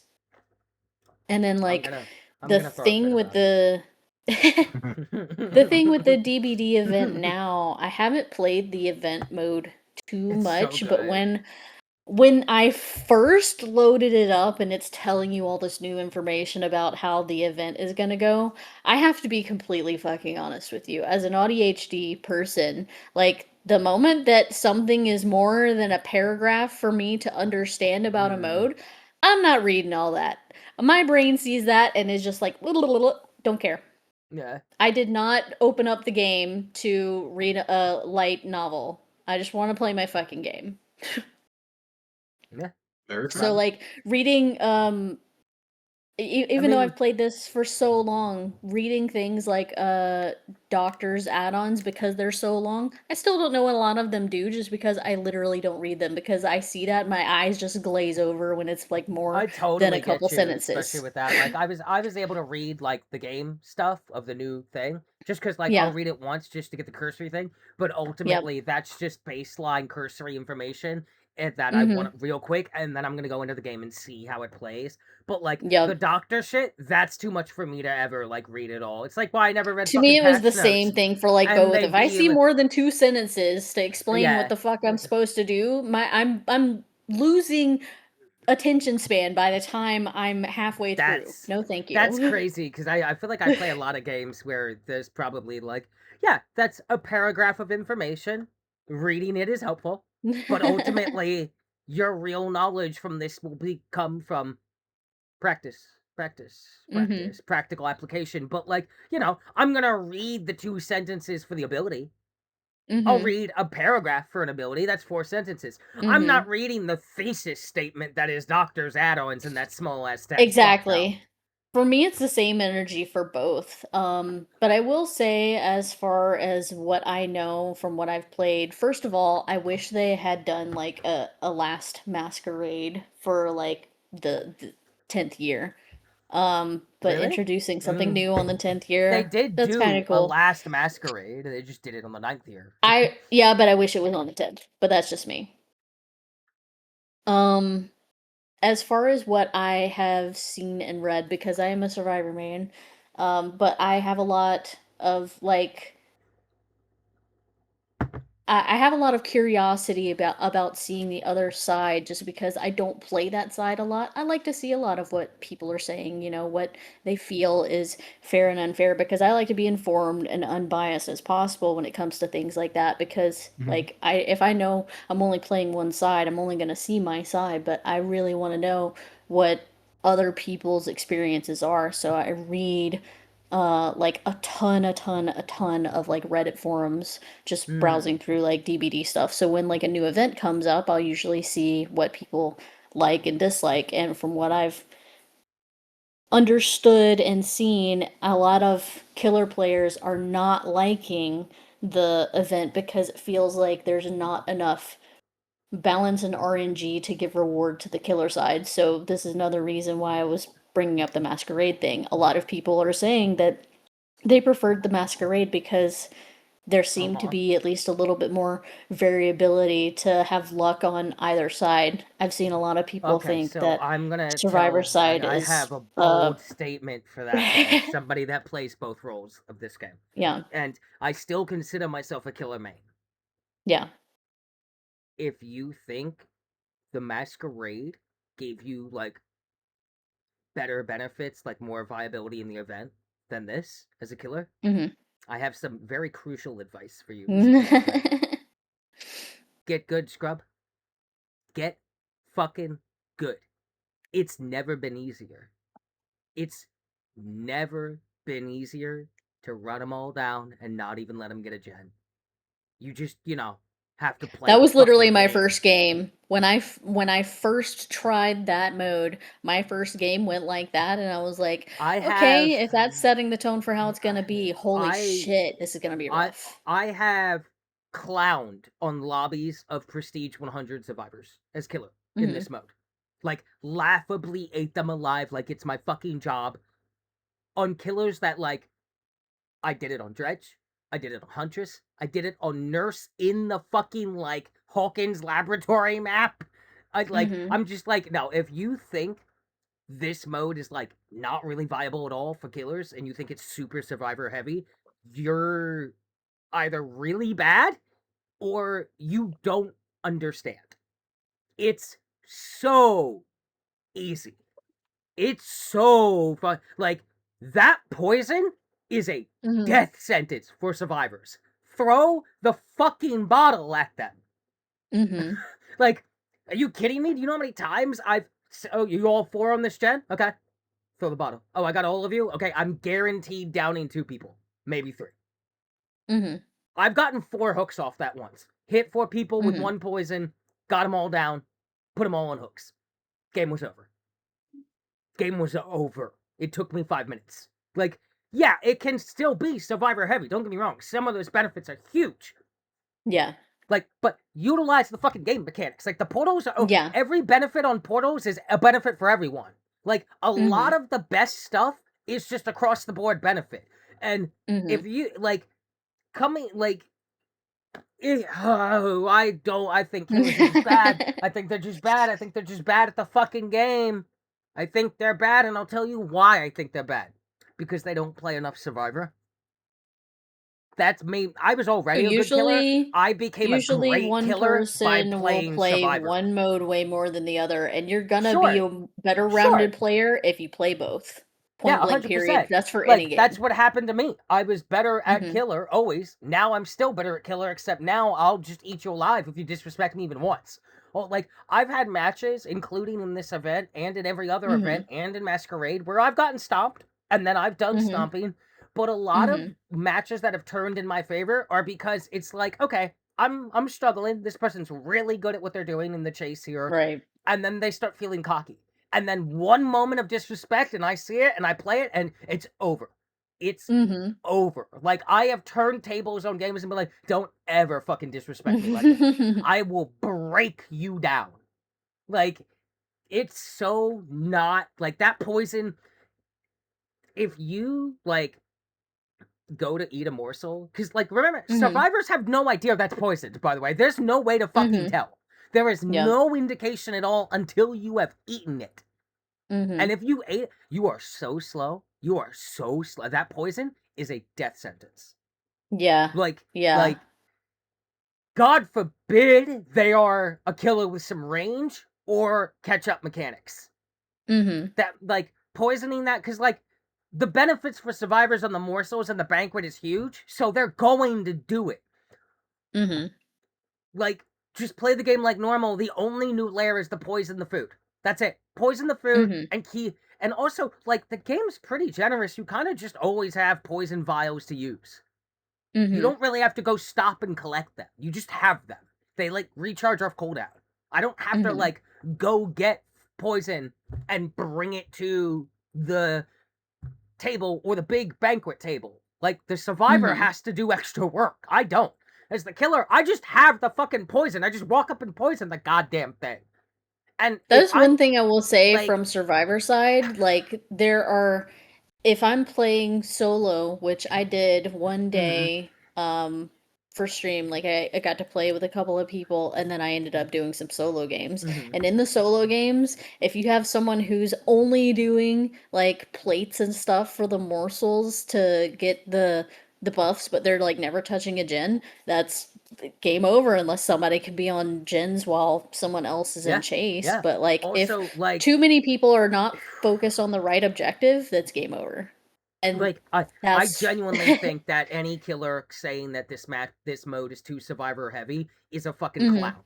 Is a fucking bitch little baby loser. Like the fucking I played into like a Jason the other day who got clowned Mhm. on pretty bad, and then he like just Mhm. left because two people like wiggled out because he was trying to Yeah. be fucking dumb. And I'm just like, Yeah. yeah, if you play greedy and dumb because there are more benefits for survivors than there are killers in this mode, which, spoilers, Mhm. that's how all the event modes work, by the way, because there's more survivor players per match than killers. Oh, so the killer is stronger from out the gate. That's Mhm. how the game works. One survivor is not equivalent to one killer. That's why there's four of Mhm. them. That's what asymmetrical gameplay means. This game's been around for Mhm. 10 years. I don't know why we're still complaining that it's too hard. They have too many options. That's why there's four of them, because when you eliminate one of them, suddenly the game is a lot harder for them. Mhm. Like, it's just I disagree. I vehemently disagree. Like, those portals are god tier as well. Like, Mhm. guess what? Every killer is a mobility killer now. Oh, am I Trapper? You can't outrun me. I can just take the. Guess what? You can figure out where the portals are going to take you with a decent amount of accuracy. Mhm. If you play it enough, you can be like, okay, if I get in this portal, I'm kind of headed that way. You can suss it out to such a degree that as nurse, you know what that is to me? That's a teleport without a cooldown. Right. That's a teleport with no cough animation, which means I can take that and then teleport with my ability back Mhm. towards you, coming from in front of you Mhm. now. Oh, did the portal I got in give me undetectable? Cool. Cool. Easy. Oh, am I Trapper? Yeah, I'm just gonna take the portals that are over the map and put the traps ahead of you, dumbass. And then if I see you, yeah, I'm gonna chase you back to the traps that you forgot about now because they were behind you. I don't know. It seems real easy to me. I just think people are little fucking bitches. Straight up. I like genuinely. I feel like every time I hear killers complain, it's too survivor heavy. I'm like, no, I think you're just bad. Because I don't play this game as religiously as a lot of people do, Mhm. especially because I pretty evenly split my time, survivor killer. Mhm. Mhm. I just consider myself a killer main because I'm better at the role, just across the board in every way. Mhm. And I'm a decent survivor, sometimes really good, but like my killer is Mhm. consistently better. So Yeah. when I hear killers complaining, I'm like, oh, you're bad at the game. Point in case, there is a comment, I think on like either a Steam forum from back in the day or some kind of DVD thing where someone like they were talking about like ranking the killers and someone said like Dredge would be S tier except you have to be really good at chasing people to really do anything. And I'm like, you mean good at the fucking game? The objective that you have to do with any killer? Like, Okay. huh? Huh? You want to try again? Why don't you try again? Go back to square zero. Learn what the number 0 is. It is a number. It does count. And then try to get to 1. Because I don't know where the fuck you went, but it wasn't correct. Like, I'll say this as a killer and survivor player and a killer main, even though I split my time almost dead evenly. Survivors are kind of little bitches a lot. Killer remains. Oh yeah. Y'all some fucking like Tesla owning, Joe Rogan listening, neckbeard little fucking like cucked cis boys that just can't accept that you want to get fucked in the ass even though you have 9 grinder accounts. And you're just bad at the game, man. Like, I don't know what to tell you. Less bullshit, more focus. Like, yeah, you gotta like play to the mechanics of the mode. You have poison. Use it. Every killer now has ranged attacks that are super good because you can just throw the poison. It shows you where the poison is going to land. It's a fucking grenade arc. Like, you get like 3 of them. You walk up, you poison a thing, you do all the normal stuff, and now every killer you have has an extra attack that's super good. There's portals all over the map that were put on undetectable on you and can be predictively measured where they're going. Like, what do you mean it's too hard? You have more resources than ever. You're just bad, B. Get good, scrub. Skill issue. This is why straight men don't know where the clit is. Alright, I'm done. They're wrong, by the way. They're wrong. It's super easy. I think they're just bad at the game. I think it's just a skill issue. Like, you know. But, you know, that's why their marriage has failed too. Seems like a skill issue. Just kind of seems like a skill issue at this point. Have they considered trying not being straight and white? Maybe that'll help. Let's start there. Skill issue. Oh, you're straight and white? Oh, you voted Republican? You're conservative? Skill issue, homie.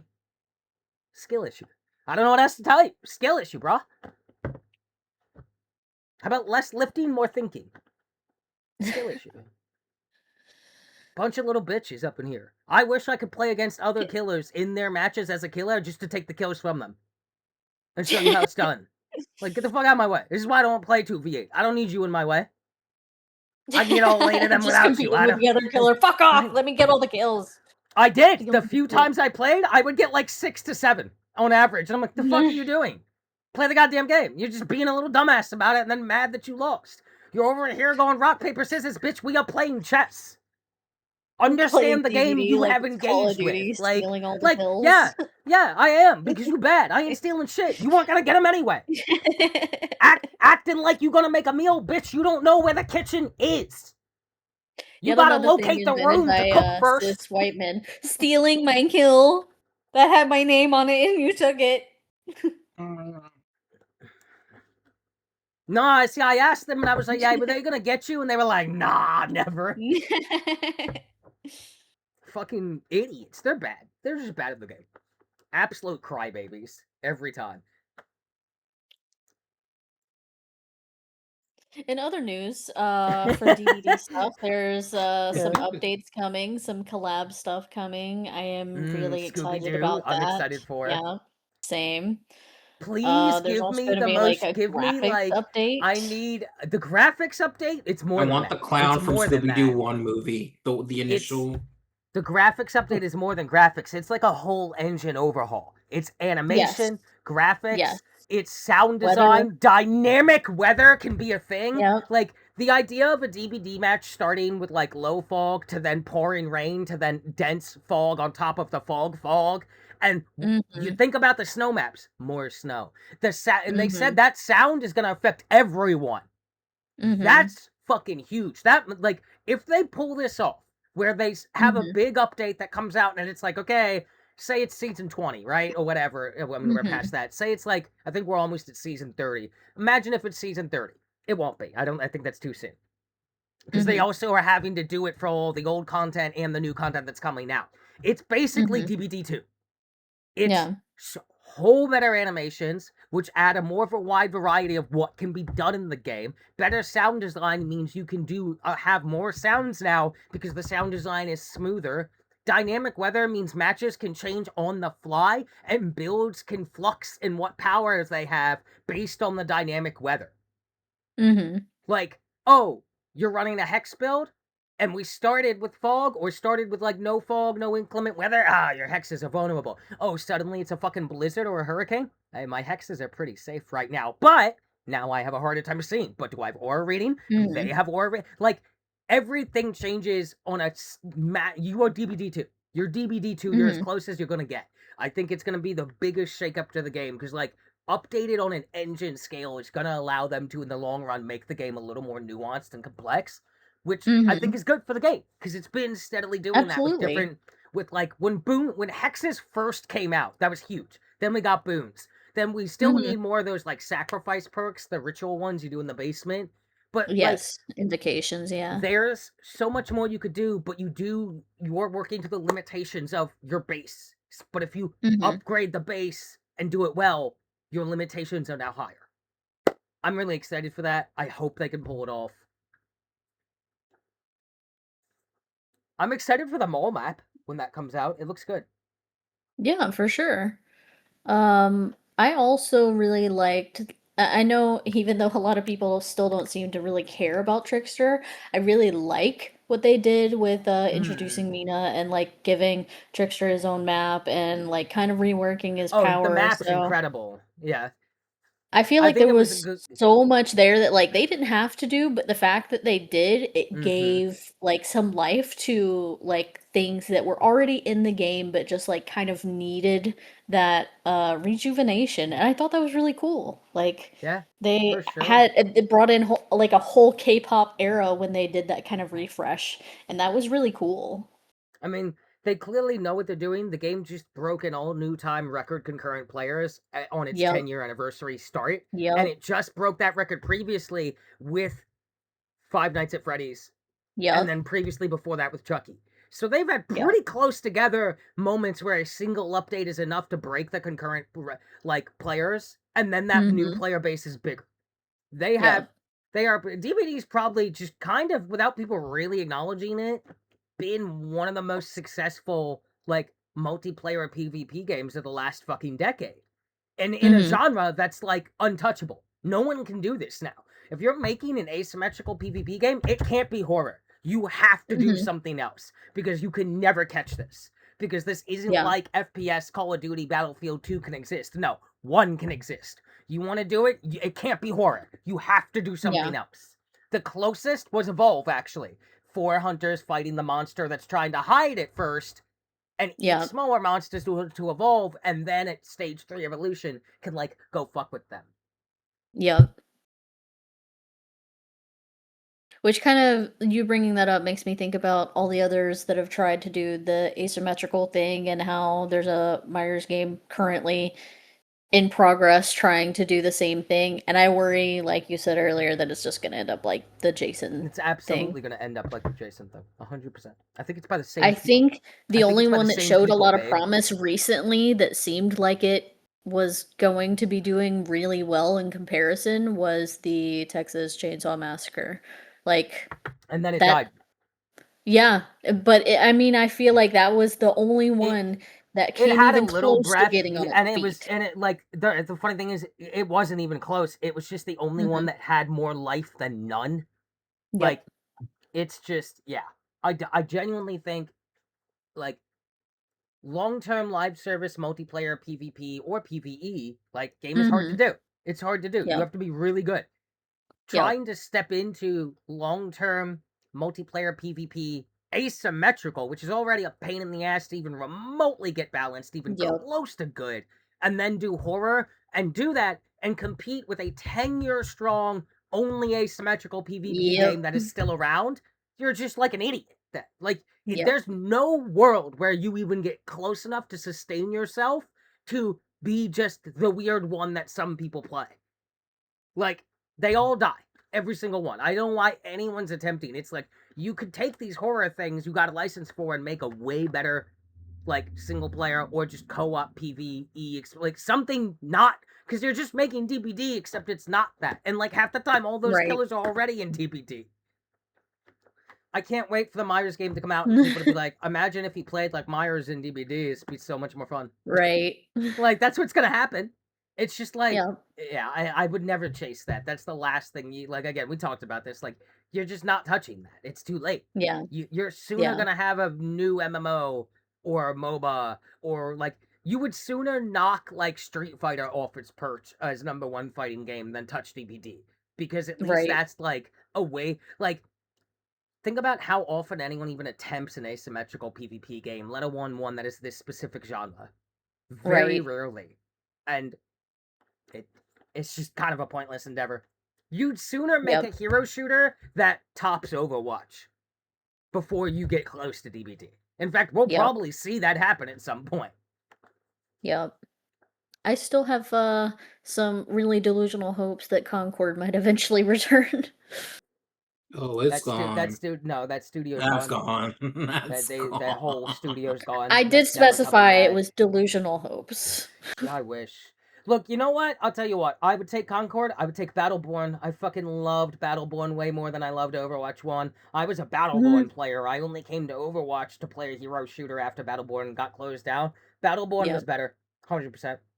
It's so much more interesting. I miss Battleborn. I feel like all the best, really neat hero shooters have not gotten to live, and only the really kind of like, look how long it took Overwatch to like just do the perk thing and kind of innovate a Yep. little bit on this stale Yep. formula. And even then, what Overwatch is now is not even close to like how much there was in like Battleborn to sink your teeth into. And it Yeah. was just like Battleborn had a single player that was done and it was good. It had a PvE mode that was fun. It was just like literally has achieved everything over. It was just better. I just can't believe, like, in a world where I can't have Concord or Battleborn, I'm like, damn, can we have a good hero shooter, please? That like I like, truly, like the one I like is gonna live. That would be nice. It doesn't seem to happen ever though. We almost had it. It's Black Ops 3. And then they did Black Ops 4, and then they were like, we don't think people like that the operators are classes with unique abilities. And then it's been downhill ever since. And I was like, I don't know, maybe you were onto something. Yep. Maybe we need more than just what's always here. Maybe we should like Yep. make the game have depth. Have we considered adding soul? It Which wasn't is a hero crazy shooter, because, like, but I enjoyed Gotham City Imposters. Yeah. Because it had Yeah, I know very what you much, mean, yeah, it had a class system per se, because there was different like characters Yeah. and like there were different, but yeah, Yeah. it wasn't necessarily the hero as we know it today. Yeah. Depressing. All right. Shall we move on? Lizzie, did you have more? Shall we do our months here, Vaughn? We're at 2.5 hours. I Unless you had If- more, go ahead. as if far Lizzie as is- game related things, there hasn't been many. I am doing currently a replay through The Last of Us Part 1 and 2 because I do that usually like once a year. But I do Okay. think it skipped like last year, if I'm not mistaken. So I'm on like only my third ever playthrough. I'm about to I start have my been playthrough of the second one as well. nice.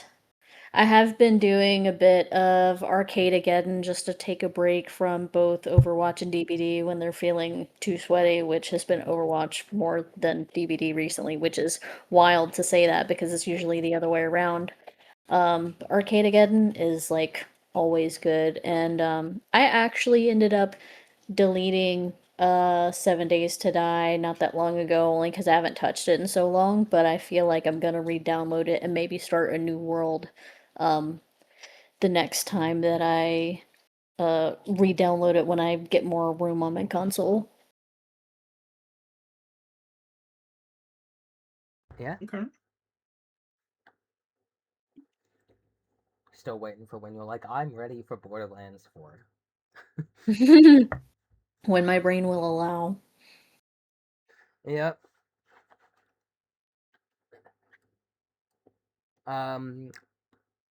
Speaking of Borderlands 4, I decided to pick that up because it was 50% off Oh, for like the entire thing. It's like, oh, are now I get you everything for like trying to play some $60 Borderlands? instead of You like trying to play? 100. Yeah.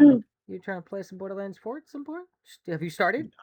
No, not at all. Like I said, I just picked it up, so Well, I mean, I could always. I have the room. I could reinstall it and start a new character, and we could start the campaign together.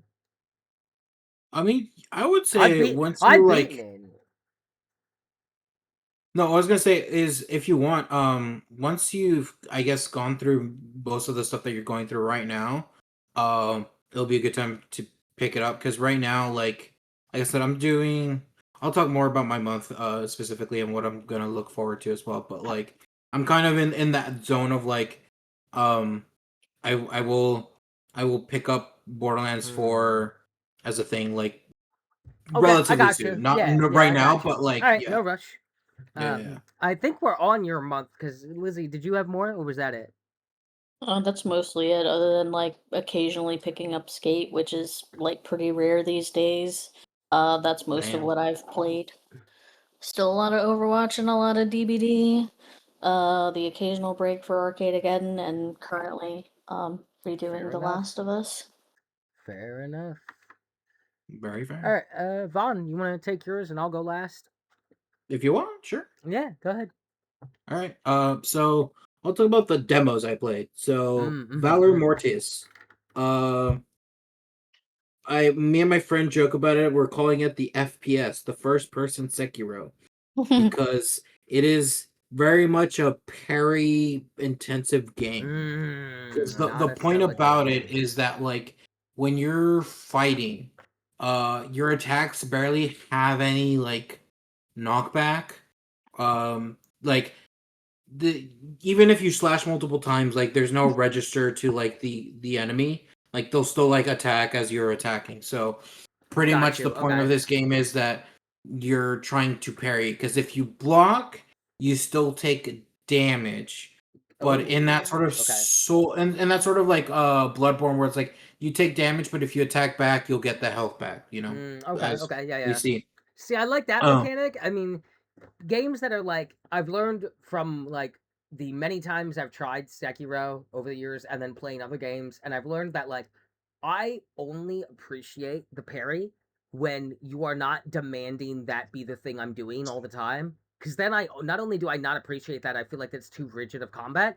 It also bores me to death, and it's not impressive. When the entire fight mechanic is parry, like I don't feel cool when I'm doing the parry after the first three because it's all I'm ever doing. Whereas when I'm playing a game where it's like, no, you can parry and it's crazy good when you do, but it's not necessary and mandatory, that makes me want to do the parry and it like feels more organic to me. It's just like, I don't know. I just do not get incentivized by the this is a samurai parry battle. I like when I'm good parries in a game and I like utilizing it like Stella Blade, Devil May Cry, every Dark Souls, Bloodborne, the Ghost of Tsushima game, and all that. Like God of War. Like I like those parries. I use them a lot, but I enjoy them because it is not the thing I have to do all the time, and I have multiple ways to approach fights and stuff. Whereas like kind of with any action game, if you're kind of forcing me to really fight in only a very small amount of ways, I just am totally disinterested. Like, I'm just bored. Because it's like, yeah, it's like the equivalent to me of like the horror game era of you just walk and hide and it stops Mhm. even becoming a game and it's like okay you hide in that locker back to the first locker under the desk then the next locker then double back to that locker okay now next room now you don't know where to hide so you just keep trying spots until you find the one that lets you live there's not actually like it's automated at that point and like that's how I started to feel like when I was getting good at Sekiro and making progress it was me not paying attention and that's what made me hate the game is it was like brain off and just kind of listen for parry listen for the sound. Like I just feel like it pulls me out of the game and it's too repetitive and it's just not a me thing, which is funny because I love parrying in all the other games, but when it's the only thing the fight wants me to do, I'm like, oh, I don't like that though. So here's the thing with Valor Mortis, you have parries and dodging, and you even have a perfect dodge enabled. The thing though is they really go for the whole parry being kind of the better of the two, because parrying does, as in Sekiro, it damages their stance meter. Um, and when you fill up that stance meter, you go for a critical hit, essentially. Do you remember when like the concept of a stance meter in melee combat was innovative? Remember that? Remember when that was new and refreshing, and now everyone fucking does it? Has a stance meter. Remember Yeah. that? Yeah. It's like, dude, like it's definitely like, how long are we gonna milk the stance meter cow, guys? Oh, it's boring. I don't know. Until people had apparently enough of it, but apparently people do not have enough of it. So we'll see. Um, but yeah, that's kind of like if you dodge and you attack normally. Like if you do a perfect dodge, you basically go into slow mo and you could do multiple hits. But again, Mhm. those hits don't up the stance meter as much as doing like a as like a parry essentially. Um, Got you. and so, the thing about it though is that you don't just attack with the sword. You also have your left hand being either a gun. So normally you have like a little like flintlock pistol. Actually, find out if it's a flintlock revolver, I guess, because it does have like the revolver chamber to it. Um, but you can also get powers essentially. So one of them is um literally like the flame power from BioShock. I guess two more likely because it's an actual like flamethrower. It isn't Oh, just like okay. lighting thing. You it's a little like a flamethrower. And Like out of your hand. uh out of your hand. Um and so yeah, so there's a bit of variety where it comes to that because if you can play on the demo chapter 1 and chapter 7. Chapter 1 is like very simple, like with what stuff you have. On chapter 7 they give you more late game stuff, not late game, mid game. It's more mid game because Side you note, end up that just reminded me this, and I know we talked about it earlier. Stellar Blade did that with its demo.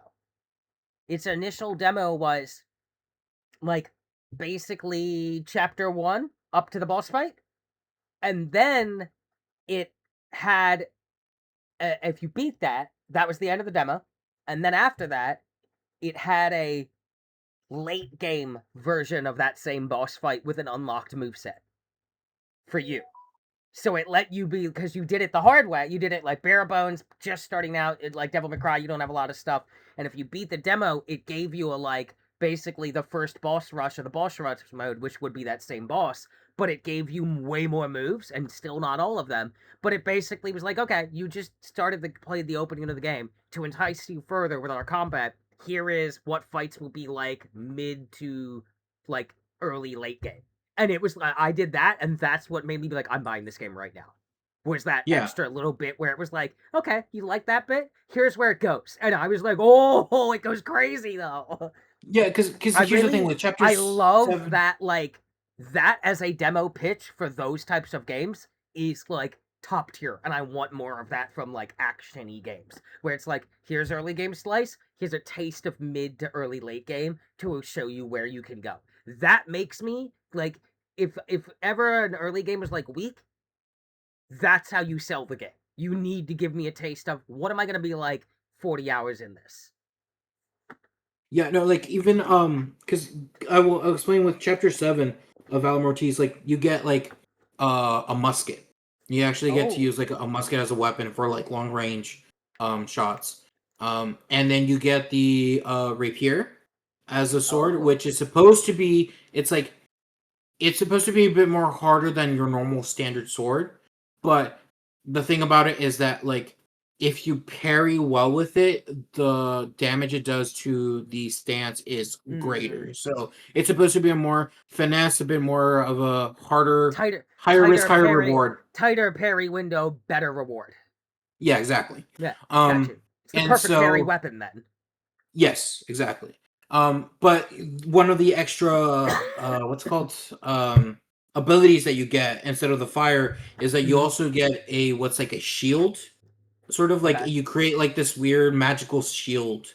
Um, and what happens is that you can absorb the attacks of enemies, Okay. and as you absorb it, once you let go of the shield, it disperses that damage towards enemies. So, it to use it comes at like your basically magic cost or blood magic or whatever you want to call it.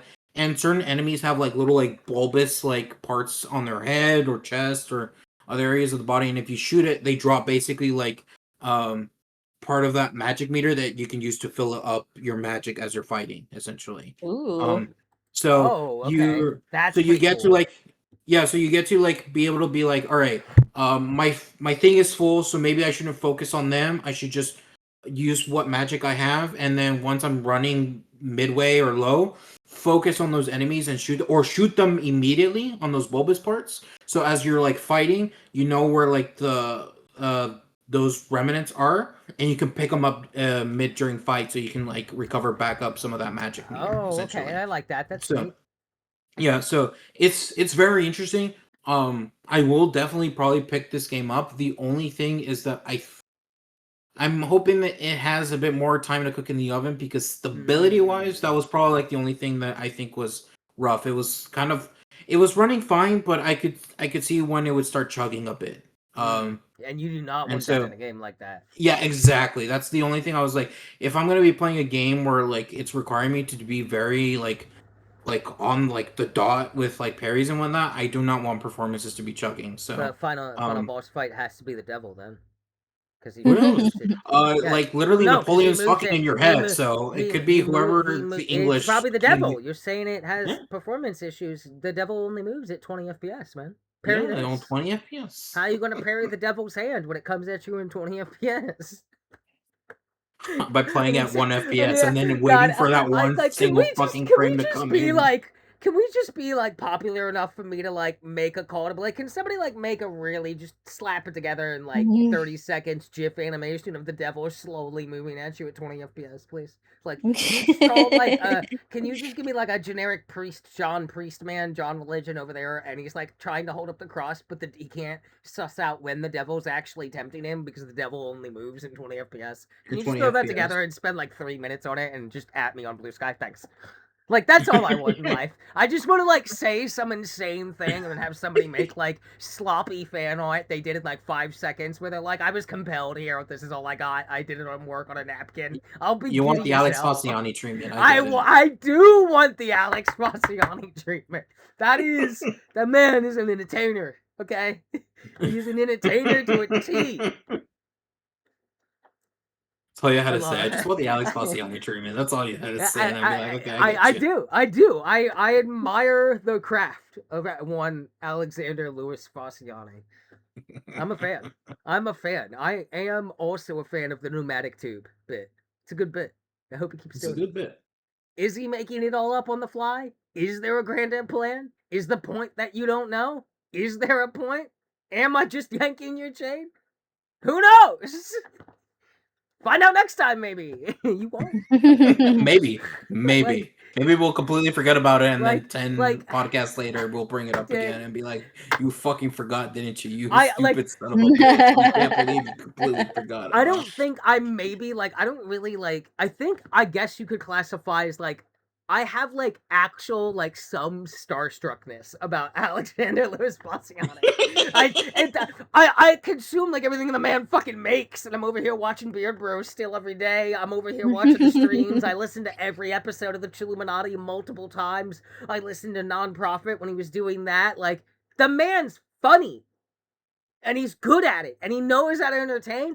And I am a fan of doing a bit, and whether any one of my like co-people in the area are in on the bit, like the bit, that doesn't matter. It doesn't matter. The bit has started, and I will drive that bit at full speed, even though that bit might go across several episodes and bleed into other projects and come back 60 episodes later, and you thought I was just making it up, but it was actually the longest of plans. Shout out to the Greenstone, part 3. Also known as the Averly UFO abduction, not titled the Greenstone at all. Don't worry about it. Makes perfect sense. It's real. Can't prove it's not real. It's all real. What if it was all real? What if you just believed in the thing? Crazy. Crazy. I just like I do want the Alex Oceani treatment. I want that. That Bean Boy art. Did you see that? You either saw that Bean Boy art? Did you No, see I've not it? seen the Bean Boy art. Yeah, I've not seen it. There is a account that just posted on like Blue Sky and was like, I was compelled to draw him after the latest Chilluminati, and it was like Bean Boy just scribbled real quick, and I just like tweeted it on Blue Sky and was just like, it's him, incredible.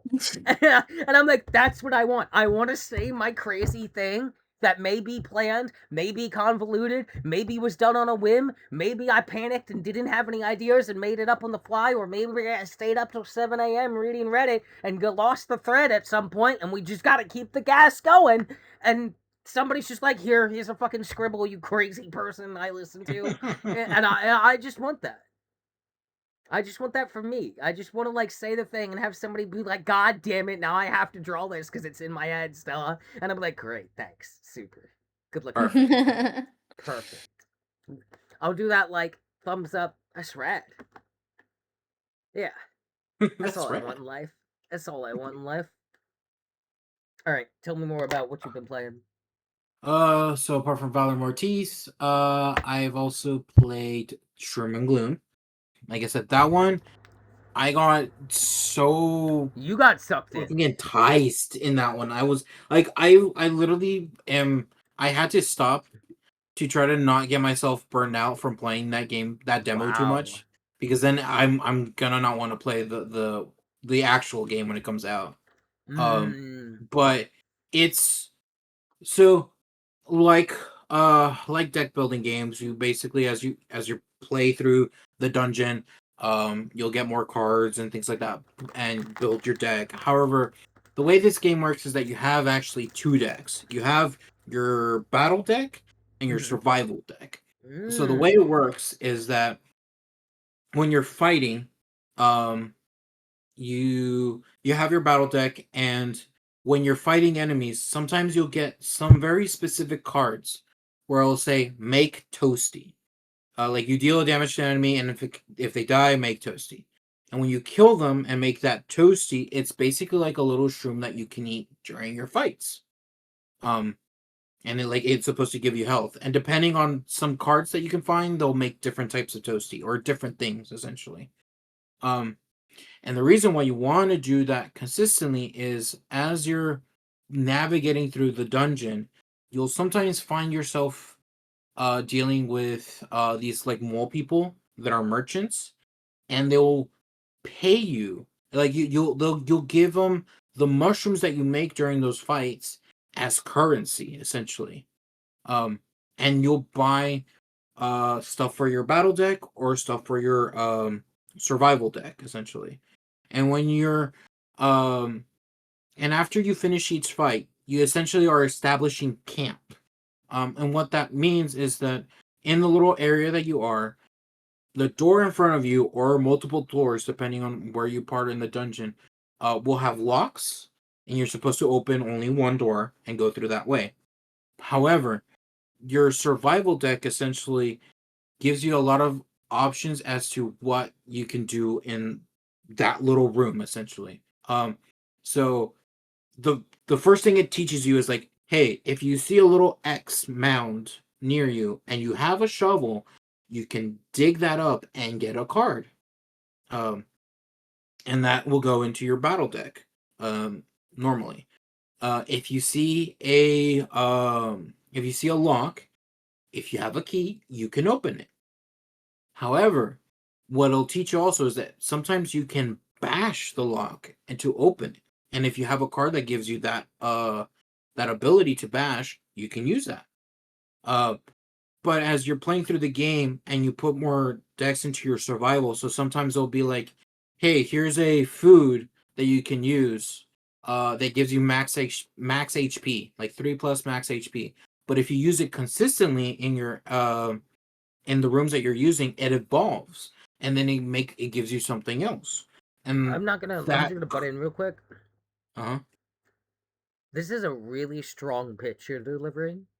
This is a really strong pitch, and I'm not being like sarcastic, making fun of you. Like I am I am being pitched a game here that I am, by every minute you're speaking, more inclined to check out than I was at the Yeah, start. like it's Like this really cool because sounds there's so really much you can do. interesting. It sounds like there's a lot. Like this sounds like it is designed to counter the problem with card battler games for me of card battling is boring. It's the There's cool thing so much about it is going that on it's here that very I'm like, I really like the way there's two decks and they're for different things, but then there's this like make them into food, but that's also currency. So do you use food? Are you worried about health? Do you try to play yeah, at low exactly. health? Do you And want then to eat the like shrooms that you're when you making to keep alive every or save fight them to after buy you're stuff? now in camp and there's a variety of things you can do depending on what you have. I like that there's like, okay, here's your two decks. It's not just them like the survival deck is survival, but also exploration, and the fight deck is fight, but also create food and currency. I like that. It's like multiple little systems. It sounds really compelling, like all together as a thing, combined with the aesthetic that I did see. Like, you've definitely Yes. convinced me to try it more than I already was, and I was already going to try it, but this sounds like quite Yeah. compelling, at least in theory, without having played It's it. so good. Like it's not something I've seen other deck battlers do or any I'd sort of agree with these that. dungeon crawlers, and it's like so cool. It is a bit like daunting at first because you're trying to kind of still figure things out, Mm-hmm. but like once you kind of get the hang of it, it's so cool because you actually start getting to build weird decks. Like, Let me and ask you something since you it's play the so demo so cool. much. Uh-huh. How's the music soundtrack? Talk to me about the sound. Soundtrack. I it's very how do you say very ambient and when you get to like the fights, like you Okay. notice it there.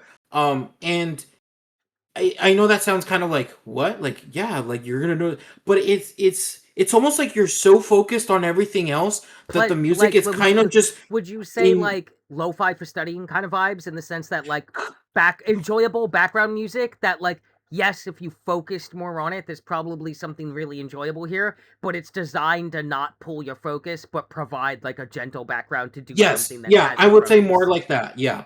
Yeah, okay. And That's great. I love that. That's good music. Music that like not all music in games has to be so bombastic and bold that it takes you that it like highlights the moment. It can also just be like some kind of pleasant background noise that Yes. it adds on to the strengths that it's already playing to and try instead of trying to create another strength to get your attention. It just feeds further into what's already going on. yeah, now I'm gonna say it's like pleasant because you're in the dungeon of like mushrooms and stuff that's trying to No, no, kill no. you. It's It's not pleasant. gonna It's play like pleasant. in the like It's off key, like pleasant. yeah, It's yeah. pleasant. But it's still good. I still enjoyed the music. I was having fun with I'm it. So definitely gonna try this yeah, demo. It looks really good. I didn't get time before I this. definitely liked kind of the even like the art of the like the cards and everything. I really Mm. liked as well. Like they all Mm. looked so good. And one of my favorite things is that you end up kind of finding as you play more of it, you kind of end up finding what decks you like, but Mm-hmm. it's one of those where I never felt like there was one particular deck that was strong. You end up finding Okay. cards that are like, oh, this is a really good card. But nothing in particular was like, oh, this you need this in order to beat the game or whatever. Like you end up finding kind of really weird combos and stuff like that that end up making like really interesting setups. Like I think in particular, one that my friend found, which was really funny because we thought that the game bugged out and broke, is that there's a Mm. card that has at the end, if fatal. So like this has to be it has to be a killing blow. If fatal, trigger all if fatal cards in your hand. Um so what happened is that he had three of those cards. So he Oh no. activated one of them, and he had basically entire deck in his hand because that can happen. You can have the entire deck in your hand, Oh and wow. Okay. so he had so many cards with if fatal triggering. But remember, he had two other mauls in his hand, so those triggered the hand again. So it was basically his hand triggering three times. But because there was so much activating at the time, so he That's thought it. it bugged out. Sounds. But This sounds very fun. yeah, it's so fun. I really love this game.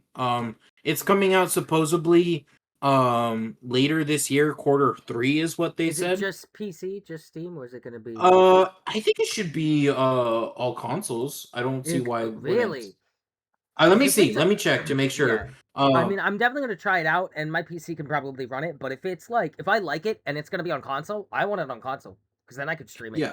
So valid. So I think right now it looks like it's only PC, but I wouldn't be surprised if this later like give it like a year and like oh yeah, we're bringing it to yeah, console yeah. Because Balatro because it's is a sitting small on dev team. console and It's a stuff. small Yeah. dev team as well working on this. So I mean, if it comes out and it's like a slam dunk success, like fucking consoles would be like, hey, you want to come over here? you want to come over here? Yeah. Yeah, no, For sure. it's so good. It looks I really good. love this game I will so definitely much. get time on it before we meet again next month because I just didn't get around to it in time. Yeah, It looks but really yeah, good. no, it's so good. And here the thing is that right now on the demo you only get to play one specific character, which I think there's they call it different the like delivery boy. characters. Yeah, there's different characters. yeah. So you have Okay. Wow. What is the like? Are cards tied to characters? well, that's the thing. I think what may happen is that because like for instance, you're the delivery boy. Your specific card that you get is called like your smartphone, and what it does is that for free you can flash photography essentially an enemy and give them +3 vulnerability, which Wow. each vulnerability stack does 50% more damage onto a person. So you're applying 3 on them, you do 150% more damage. However, it's a smartphone. It has batteries. So you only get a certain amount of chance charges with it before it's This dead and you sounds can't use like it the anymore. weirdest like D&D homebrew I've ever heard of. Yeah. It sounds delightful. It sounds absolutely absurd. It sounds like the most like it's got the energy of when like Krendor did like an IKEA themed one shot where you're trapped in IKEA. Oh, I remember that. Yeah. Like I remember that's that. what it sounds like you're describing to me where I'm like, "What? Shut up. No." And then you're like, "Yeah." And I'm like, "No." And you're like, No. "Yeah." And then I look at it and I'm like, "Yeah, okay." Really Okay. though? And you're like, yeah. Yeah. Like it sounds like a fucking Krendor's IKEA one shots. Like where you just think it's the dumbest thing you've ever heard of. Like this is never gonna work. And then you watch those and you're like, this is like so elaborate. What the fuck? Yeah. Yeah. There's so much going on in this IKEA one shot. Why is this And- campaign so good? Yeah. And here's the thing. I don't know if I'm the like other characters really will be enticed available. by this now. I don't know when the other characters will be available, if on launch or much later, but like the two that they show you, the other two that they show you is so you have Delivery Boy, then you have Lunch Lady, and then I think it's the Concerned Parent or something like that. So I can only imagine how those are gonna go. So I'm sensing a theme here of like I don't know why it's giving me like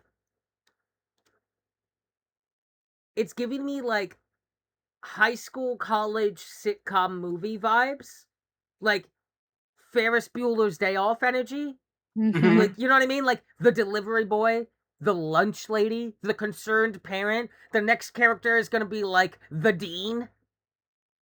You know what I mean? Like the Yeah, dean. Yeah.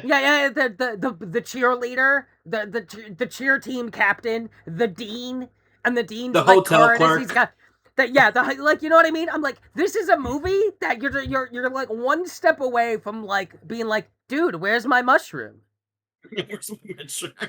Like you know what I mean? Like the energy, the pieces are there with those characters. Like your characters are the delivery boy, the lunch lady, and the concerned parent. Like literally, I'm just like, okay, yeah, so okay, got it. I see the theme. The dean, the cheer captain, the sabbatical, the teacher that's always on sabbatical, the cop. Yeah, it's the cop. You know what I mean? Like there an archetype is being established, and I can find them in every sitcom movie from 1993 to 2005 if I squint.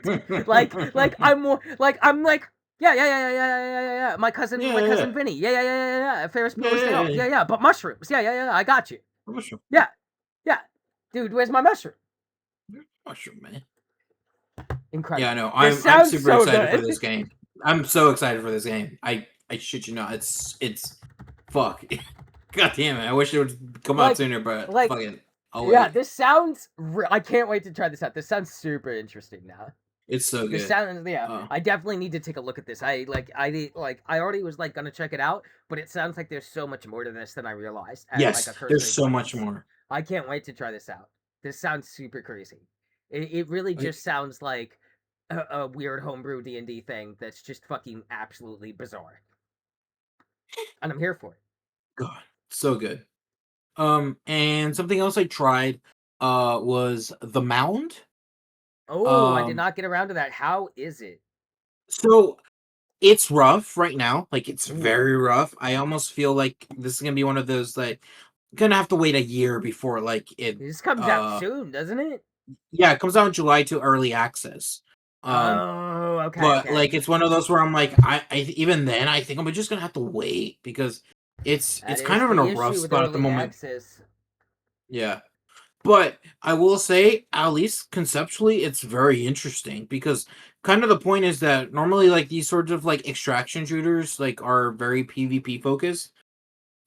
This one is PvE, but it has the hints of PvP because of the whole point of you go insane because you're fucking hallucinating because of Cthulhu shit and all that. So you might see me as an enemy at this point in the game and take the shot. Yeah, exactly. That's crazy.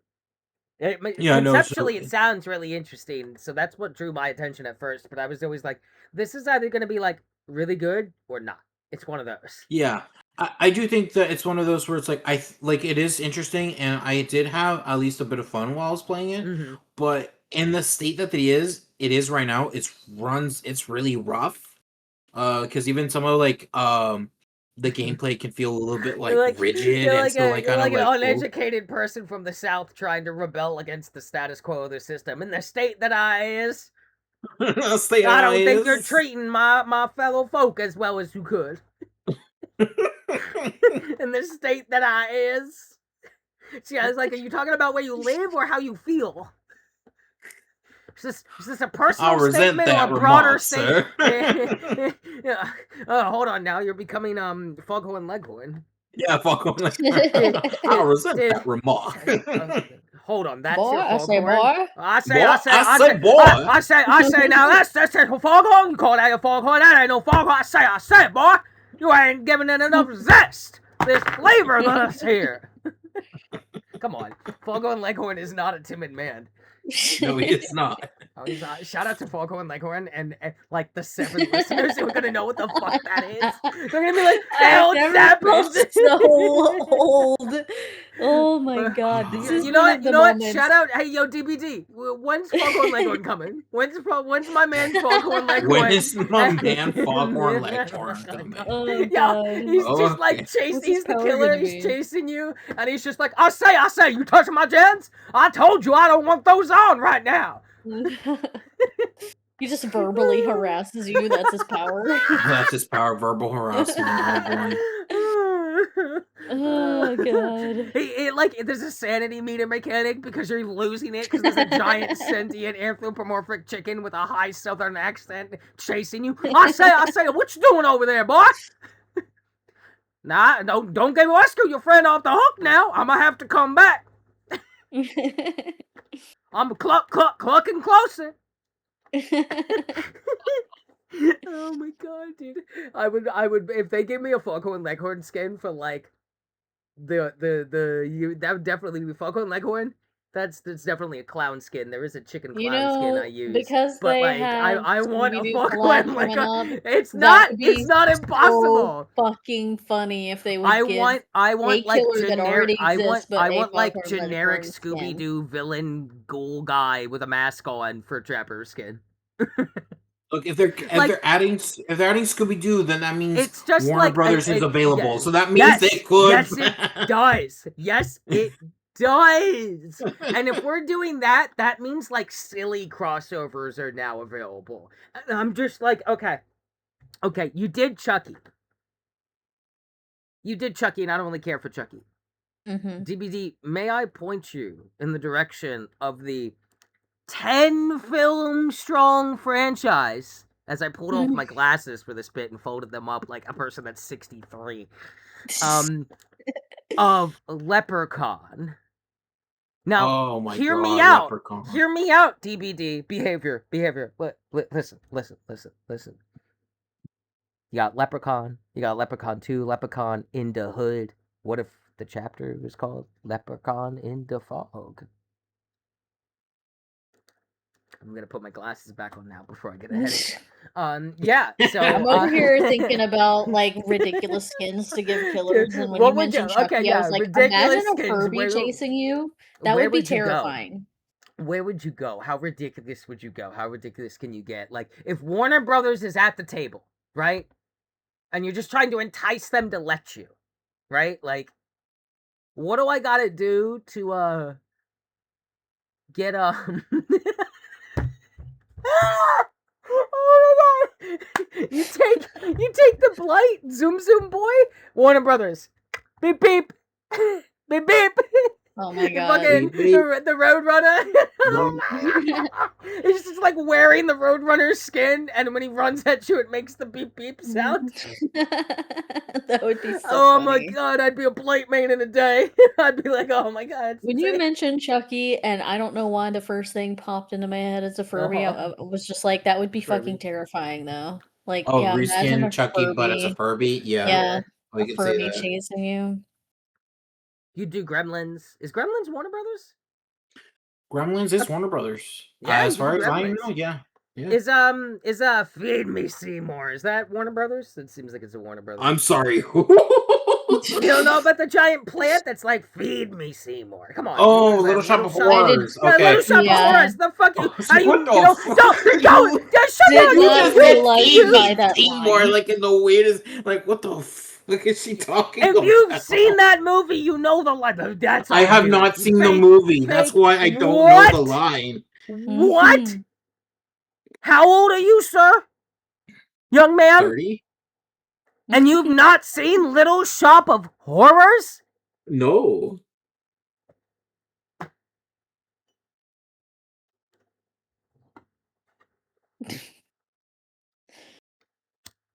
I think I killed Stella. I was just about to say, I think you broke Stella. I think she's dead. I don't know.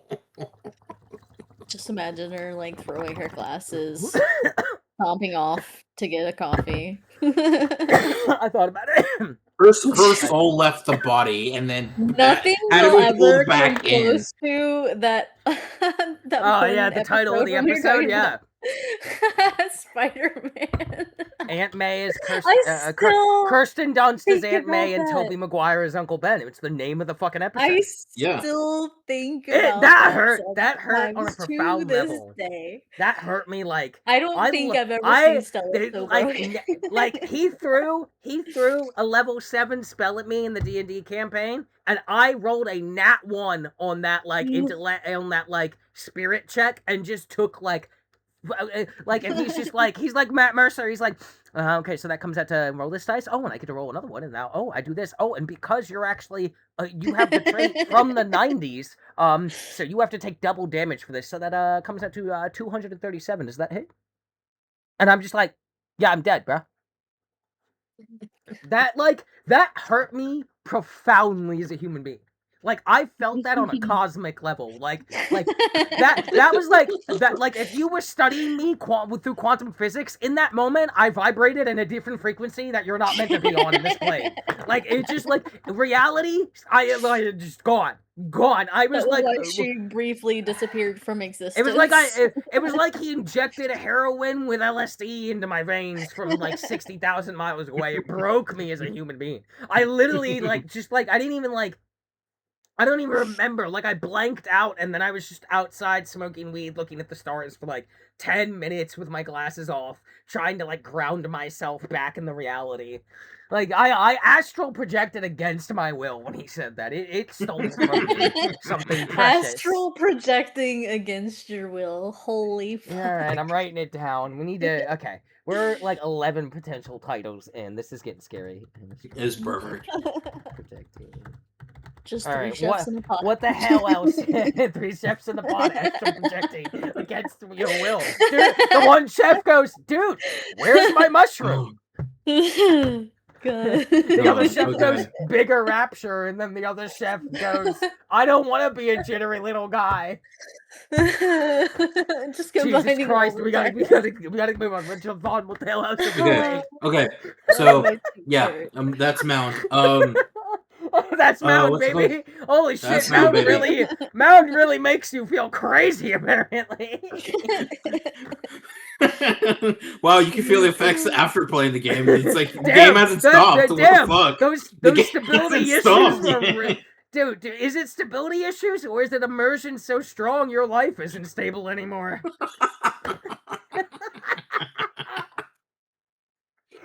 I'm writing it down. God damn it. You gotta keep going. Yeah, I still have to do Okay. my month, and we got more after that.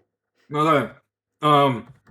Another demo I played. This one's been out for some time, but I wanted to try it out. How many dudes?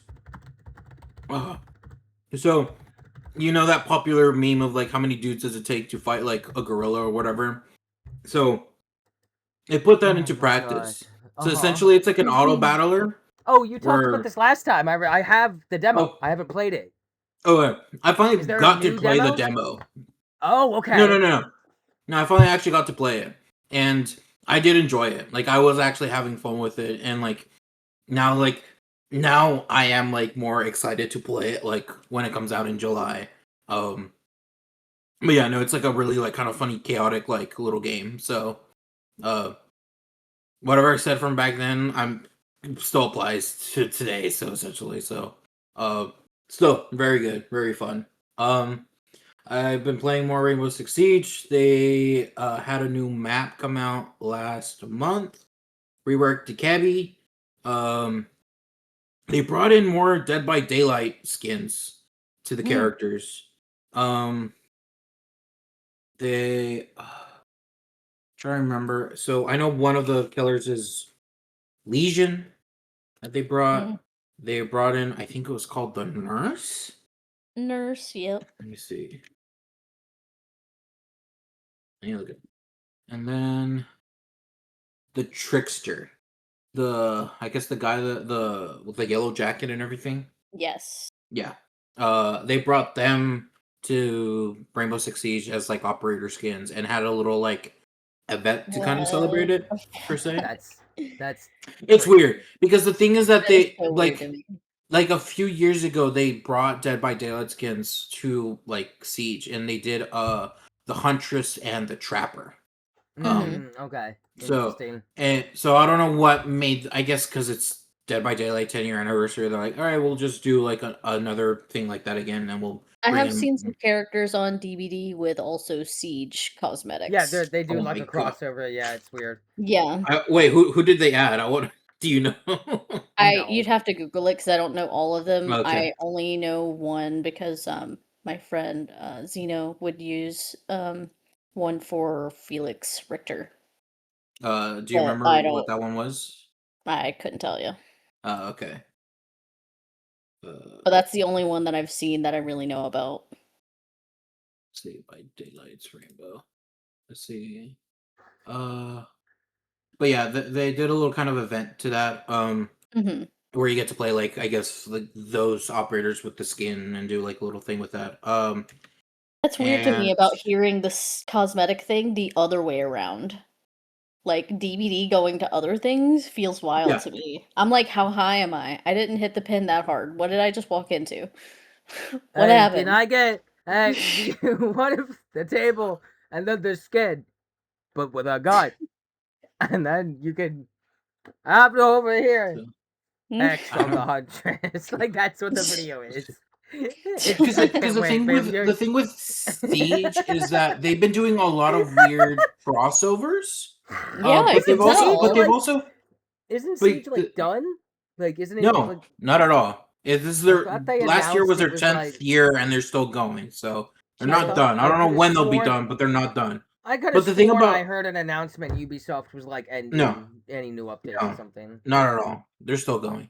The thing with Siege though is that kind of I don't know, maybe like Mm-hmm. 2017, 2018, they started doing a lot of these weird events. So like they had a Halloween event where Mhm. like the characters sort of like had like these very spooky Halloween like costumes, but Yeah, like I've seen it some looked of them in like streams and yeah. stuff. It was like, oh, yeah, weird. Yeah, so like it that didn't surprise me that Dead by Daylight decided to introduce characters like killers into Siege as skins because they have the Halloween stuff. But I'm like, okay, like it's more like weird that they decided to work with Dead by Daylight in a sense. Like I didn't know that Ubisoft like there was enough crossover or like things of like, oh, this will be popular enough in Siege that people want to get it, sort of so to speak. So I'm like, okay, weird. And even in reverse as well, because I'm looking at the skins for Dead by Daylight. It looks like they added Wamai for Adam Francis. Felix Richter has the Blitz. way, And the then way Renato this Lyra is man's, supposedly Turbao. the way this Tubarao. man's like clearly doesn't play Dead by Daylight. He was like, and Adam Francis, like he Adam said with Francis? complete disbelief out of like what is a very normal ass sounding name. He was like, and Adam Francis, like, yeah, sure, buddy, show me your passport, Adam. Yeah, so it looks like there's three skins I can see. So interesting picks, I will say. Very interesting picks, but alright. Oh my god. But yeah, June's crazy for this show. it's free. Uh no, like I will tell you, for crossovers that they have with Siege, they've done Street Fighter, they've done Borderlands, they've done Rick and Morty, they've done The Boys, they've done Assassin's Creed, Lara I Croft, mean, Assassin's uh Creed makes sense. This is in government. Halo, um fuck what else? Oh, I'm missing some. They did the Laserhawk show that Ubisoft has. They did stuff with that. God damn, I feel like I know I'm missing. They done Yakuza like from RGG Studios.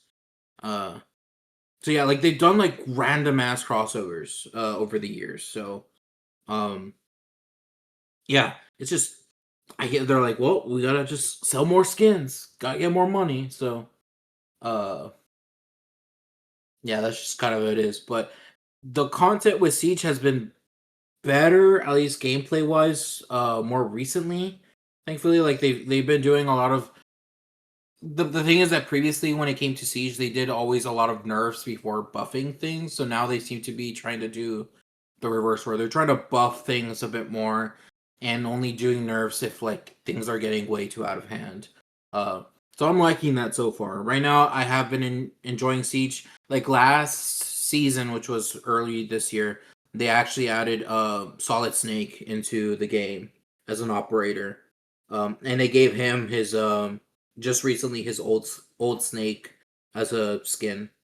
Um, Kind of really fun operator. And they even did like a little weird like Metal Gear Solid like event as well that you could play.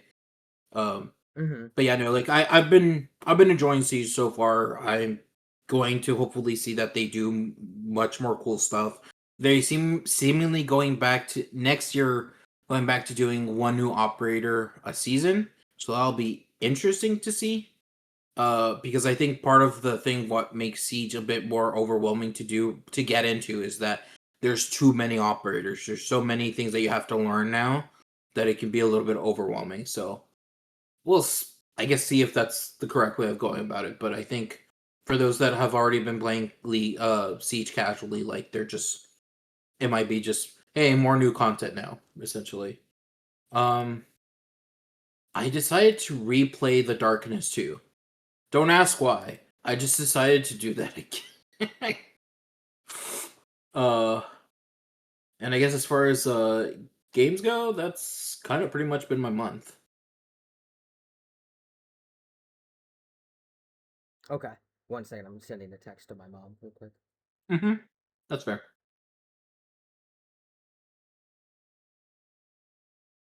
And I think I already mentioned before, but I've been playing About a Factor so I can regrind my character and get ready for the new DLC. But Yeah, pretty much it. I had to do a lot of workaround for the Darkness 2 to work back again, but I surprisingly had fun playing it again. Mhm.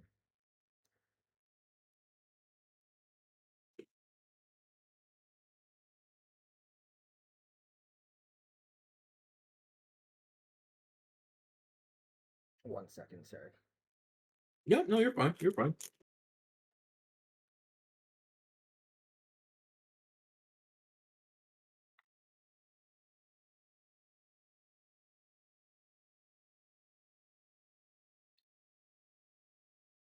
Okay. Uh,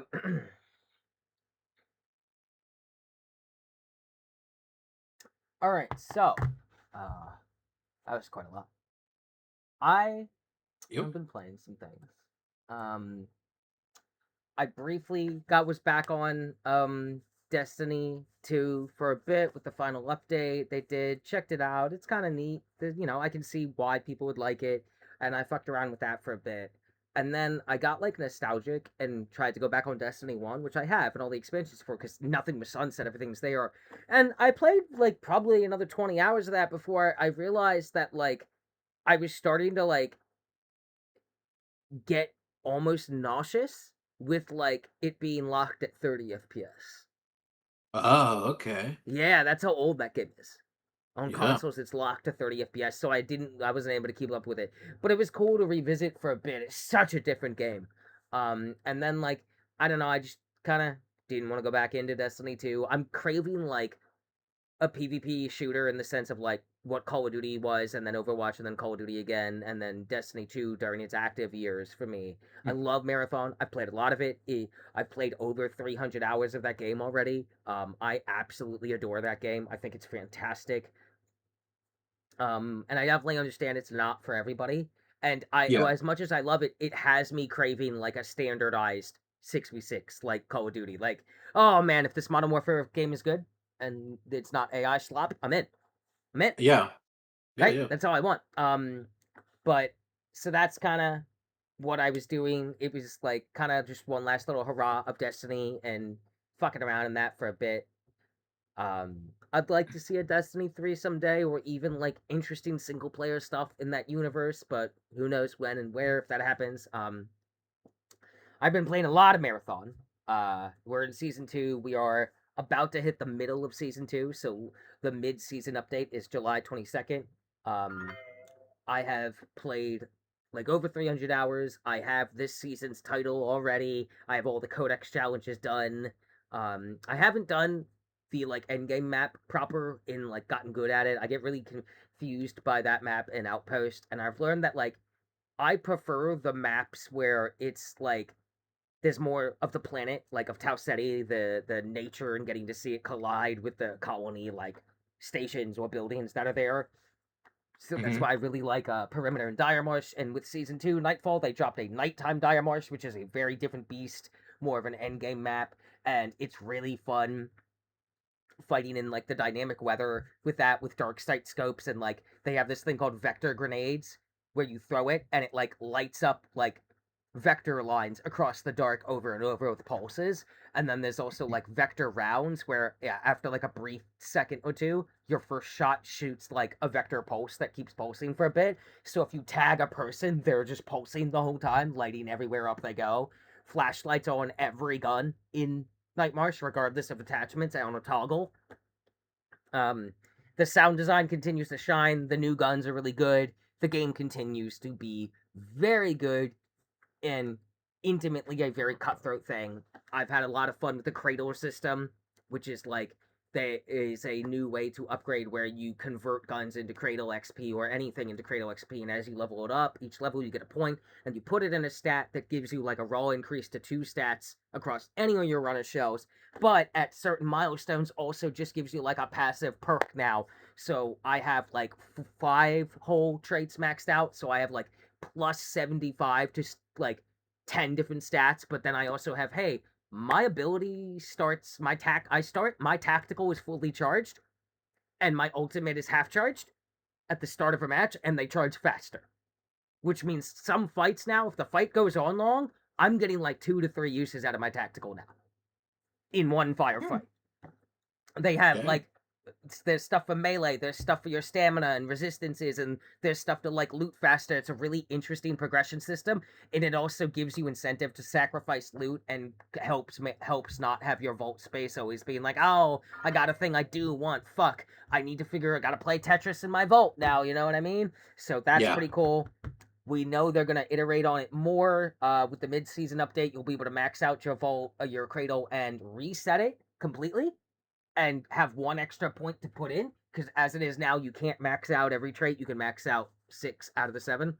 And every reset you do will unlock unique cosmetics like charms and skins and stuff. They've started to do bolder, more ambitious, like prestige cosmetics you pay for that are really interesting with unique voice lines and stuff. Hmm. The game continues to feel like really tight, really tense, and it's fantastic. They've dabbled with experimental modes. They had a PvE survival mode sponsored where one team of players would go in, but you could go in with just you and a buddy or two, or just by yourself.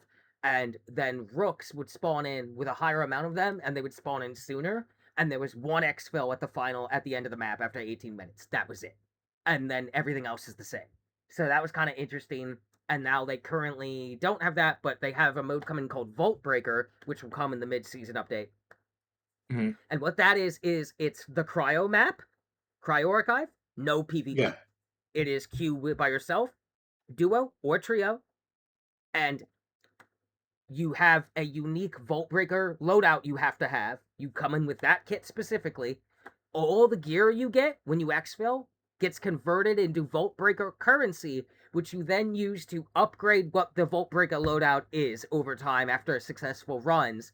And there's unique codex challenges, which will have unique cosmetics for it, and it basically is going to be a way for you to experience cryo, learn the puzzles and the pathing and the ins and outs of the map, do each of the 7 vaults, and then go fight the compiler without having to be threatened by the PvP people who know how to do this map better than you. So it's a great way for like people who are trying to learn with that friend who does know the map.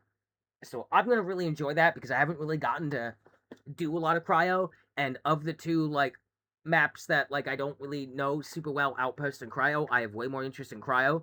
I don't really care for Outposts. I think it's like too stimulating. There's a lot of like siren sounds, and I hate the acid rain mechanic. And I also think like design wise, it's boring Hmm. comparatively to Cryo, Perimeter, Dire Marsh, and Night Marsh.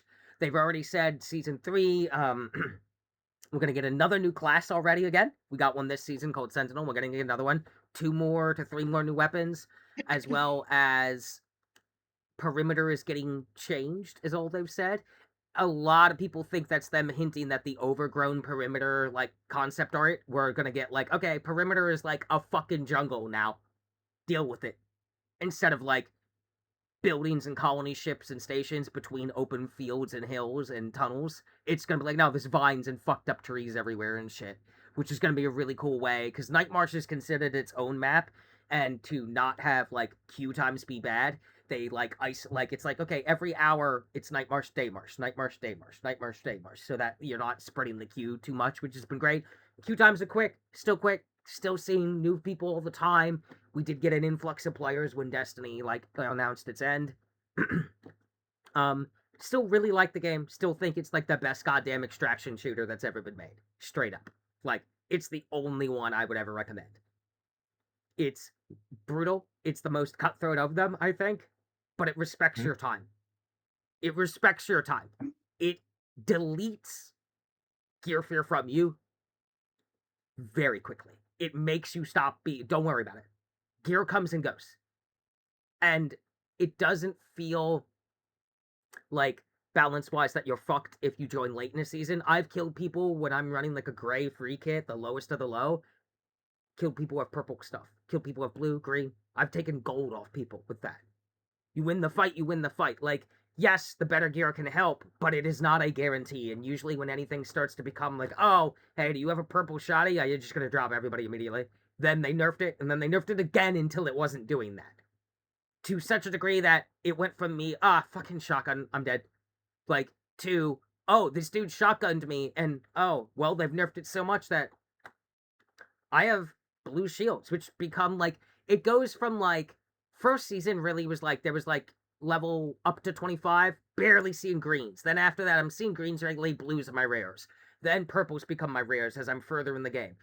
As the game has grown with season 2, there's kind of more ways to earn gear and stuff, to the point where they had to actually nerf drop rates on really high end gear, and people still complaining there's too much gear and stuff. So that's what the cradle system's for. You burn the gear into that to upgrade your stats passively across the board. So they're doing a really good job of not forcing you to play Vault Tetris all the time, giving you a place to put gear you don't want to sell for credits because it's not really worth it, giving you multiple ways to earn both rewards through factions and storytelling and playing the game, but like consistently both somehow maintaining the brutality and the very, very like tense cutthroat nature of the game, while also breaking you of gear fear, but also not wasting your time regardless of whether you're going on heavy win streaks or heavy losses. Mm-hmm. It's probably the first, like, it is a game where, like, yeah, a bad session can hurt, but like throughout this season it's hurt less, and like one good session is all you need. One good run, whether you ended up fighting people or not, and they're actively encouraging a variety of like play styles and strategies and always trying to mix things up. And I genuinely feel like it's probably one of the more compelling shooters I've played in probably the last decade, maybe two. It's really good. Like, I haven't been this obsessed with a shooter in a while to this degree. Like, I play so That's much high Marathon. praise in my opinion, because I know how Mm-hmm. you are It's my about Black Ops 3. certain It's my games. next Black Yeah. Ops 3. Like, let me put it this way. My hours on the beta server slams is over Mhm. 50. Yeah. On the beta server slam, I played 50 fucking hours. I played like 53. I am over 300 hours in this game already. It is in the first month of the second season. The game has existed for 4 months. For 2.5 weeks, I didn't play at all because of a toothache and ear infection. For another 2 weeks, I didn't play because of a breakup. And I still have over 300 hours. That's how fucking good this game is. Yeah. And I will say this, like, I love Destiny. Destiny 3 ever happens in any form, I am right there day one. But, like, the only way we're getting there is you gotta fucking support Marathon. And you should. This game's fucking incredible. And they're open to, like, stuff. Like, they've done duo queues was the experiment. They kept running different versions of duo queue on different maps during, like, Season 1. And now we have rotating duo queues. It changes, I think, every day which map it is. It's permanent now. Then Mhm. we have the experimental PvE survival mode. That's gone now because we're soon to get the Vault Breaker mode. I think the Vault Breaker sounds way more interesting, and it's possible that could stay. Like, duo queues was something people were asking for in the beta, so literally like week 2 of Season 1, they started doing experimental, hey, this is temporary, but duo is around for perimeter for 2 weeks. Have at it. Please give feedback. Like, they've released like 2 surveys every season already. Like, the level of transparency and willingness to be flexible and encourage variety and embrace the game as it evolves from their initial vision gives me hope that this one's going to be around for a long time. Like, genuinely, I cannot wait. Every season, I'm like, what is new? What is coming? What have you done? Like, I can't wait. I'm always excited to play Marathon. I'm always excited for more Marathon news. I can't wait to see what they have planned, where they go, how our game. It feels like if Destiny at any point in its fucking lifespan had this kind of relationship between the developers and the players, we wouldn't have needed a Destiny 3, because there would never have been a Destiny 2, because Destiny would have held to its initial vision of a singular game that just expands. Mm-hmm. That's what this feels like I'm playing. If like they could have hit it, like, I genuinely, like, and I loved Destiny. I played a lot of it. I have like 2,000 hours in D2 alone. This feels like Bungie's best work in years to me, in terms of an FPS. There's places this can go, and it's a lot easier to sustain. It's a lot fucking easier to sustain this than the scale of Destiny. And I kind of feel like I'm getting more out of the little slices of this per season than I was ever getting in Destiny. Like, it's giving me the vibes I had off of like Taken King and Rise of Iron and Forsaken and Witch Queen in D2, where it's like peak Bungie at its best, except it's just kind of that because the scale they're operating at for what this is so much smaller and more refined. It feels refined. It just feels really refined in the way they're approaching it. Like, I would be shocked if I'm ever not praising this game at this point. I genuinely think this game's genuinely fucking fantastic. And I think the only dislike of it can come down to, are you like a weird Destiny edgelord who can't accept that sometimes things end, whether they end good or not, and it's like ultimately this had to end at some point anyway for you to get more of it with any merit? Or do you not like the cost of extraction games? And one of those is valid, and one of those is you just need to get over yourself. I've played a fair amount of extraction games. Usually, like, I like the concept, and I'll be like, you gotta get the execution, or it doesn't hold. I feel like the execution is here. I feel like game was definitely way less forgiving season 1. It's more forgiving, but it's still just as brutal. But it forgives you for not going on tears all the time. Way more now. Mm-hmm. And that's something they've encouraged because they do want to increase the active player base. So they're trying to find a way to give like more casual people a way to hop in this and breathe without being completely devastated. Because it's like, I had a green pistol and I died, and I'm gonna seem like it doesn't feel it. The gameplay still feels as brutal, if not harder, than it was before. The game's like relationship with you feels kinder this season. Mm-hmm. And that seems to be the trajectory of the development process and iteration on it, of maintain the incredibly tense, brutal, die in a second, a fight could be over in a second, or a fight could be 7 minutes across 20 meters of a map, right? Like, it still maintains that. It still plays really well. It's some of the best fucking sound design I've seen in a shooter in my life. Visually, it's still one of the most compelling goddamn things in the world. They've done a lot of work to give you more ways to gear back up and gain resources back, and to put things into places to give yourself buffs. The cradle system is great because it lets you just passively upgrade in a way where it's like, yeah, oh, I got gray gear, they have purple. It doesn't matter. I've put guns into my cradle system, so I have some stats and stuff that, like, yeah, this is actually kind of even if I play good. And then it's also given more story directly and lore, and giving you more things to engage with. And while it maintains that very brutal gameplay, it is creating more and more systems between the time it launched and where it's at now that give you more ways to hold your own. And it's more forgiving in, like, we're not gonna like demand you be perfect at this game, but the gameplay is still brutal. Mm-hmm. While the systems outside of that gameplay are being kinder, or are just being streamlined to be better for you, the player, to engage with, so that losses don't matter as much. And because those systems are like doing that, when it resets every season, it's like, yeah, that all resets, but like, the reset feels great. It feels great when the reset happens. Everybody's back at 0 in a way that, like, breathe, learn the new map layouts, find the new quest spots, understand the new guns, any new mechanics, what's the new class about, what's changes to the cradle, and then adapt the new information into the equation that is your marathon playstyle, and then go. It just feels really good all the time. I fucking love this game so much. I'm probably just gonna be playing this game until it stops existing. One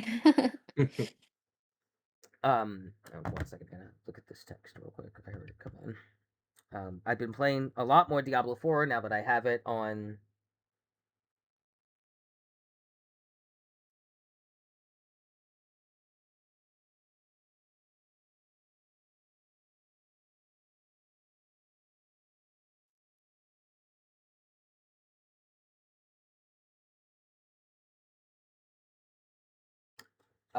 It should be fixed. Okay.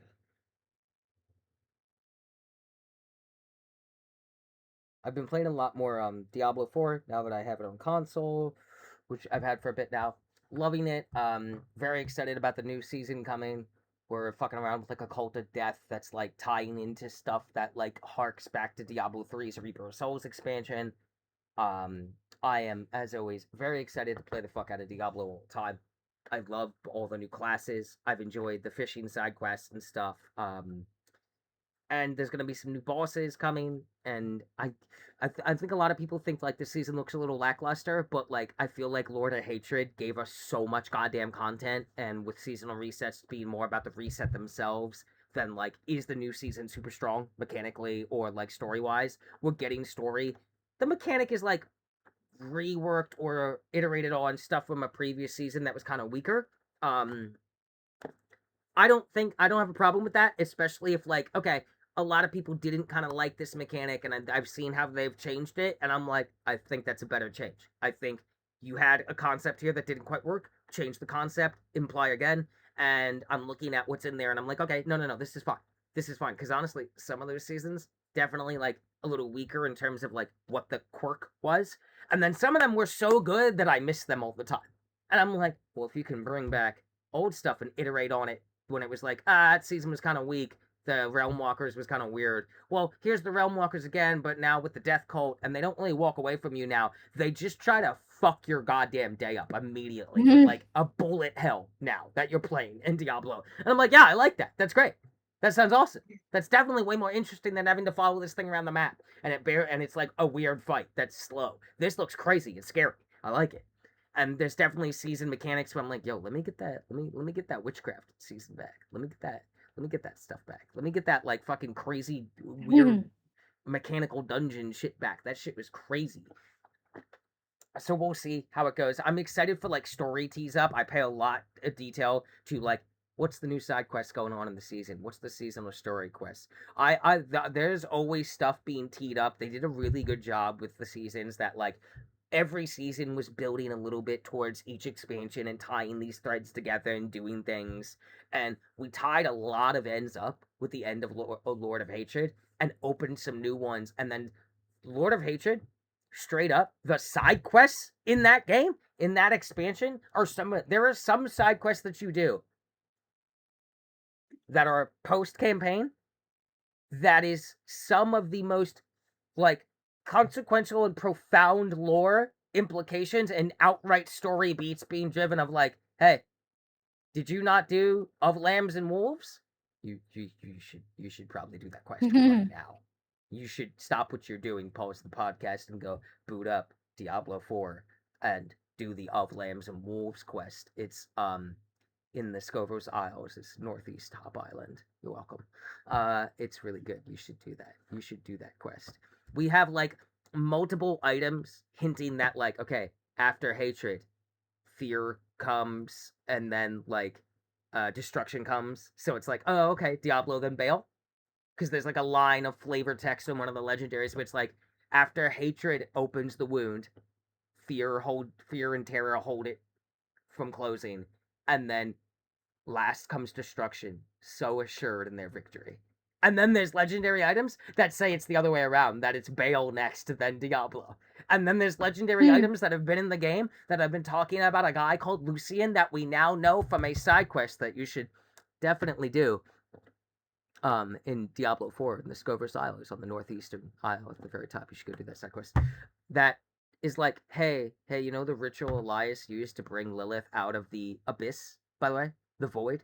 Which, by the way, we know what the void is. It's like a weird purgatory nothingness, but it's not just a place you put things to banish them from existence, which is what we did to a prime evil, by the way, which has never happened in all of Diablo lore, game-wise or comics or anything. Like, Mephisto's gone. Not dead, but just, bro, you don't exist anymore, essentially, right now. Now, you can be brought back, but only with a ritual specifically designed for you, and it has to be willing people, except there's been a helm called Lucian's Crown that's been in the game since launch. And it talks about a forgotten prince of hatred. And it's like, that's not even a thing. Except it is, because there's a side quest you see, where a former part of Lilith's cult uses the ritual Elias used for her, but in a fucked up, more twisted way, and brings back what might be the lost Prince of Hatred. Which, if there's Lilith is gone, maybe permanently, because of what happened in the story where she saved you, you banished Mephisto to the void, something that's never been done. You also burn the world tree, which might be older than creation itself, and the serpent god vanished. We'll get to that later. Maybe. And now a Maybe. forgotten primeval son, which would be older than Lilith, because Lilith was created, not born. We learned this in the game. Lilith was not born. She was just made by Mephisto. We don't know if Lucian was made or born. We don't know what his vibe is, what his deal is. We do know there's a massive vacuum of power in the primevals. Because it's like when you kill the primevals, they're not dead. They're just like reconstructing in hell, still in charge in their area there. Mephisto's just gone. Lilith is just maybe perma-dead, because she's not a primeval. She doesn't reconstitute every time. Lucian is maybe real and pulled out of the void.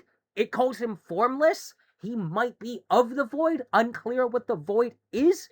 We learn that there is like things in the void that have always been there, and we really don't want them here. There is eldritch monster boss fights in some of these quests.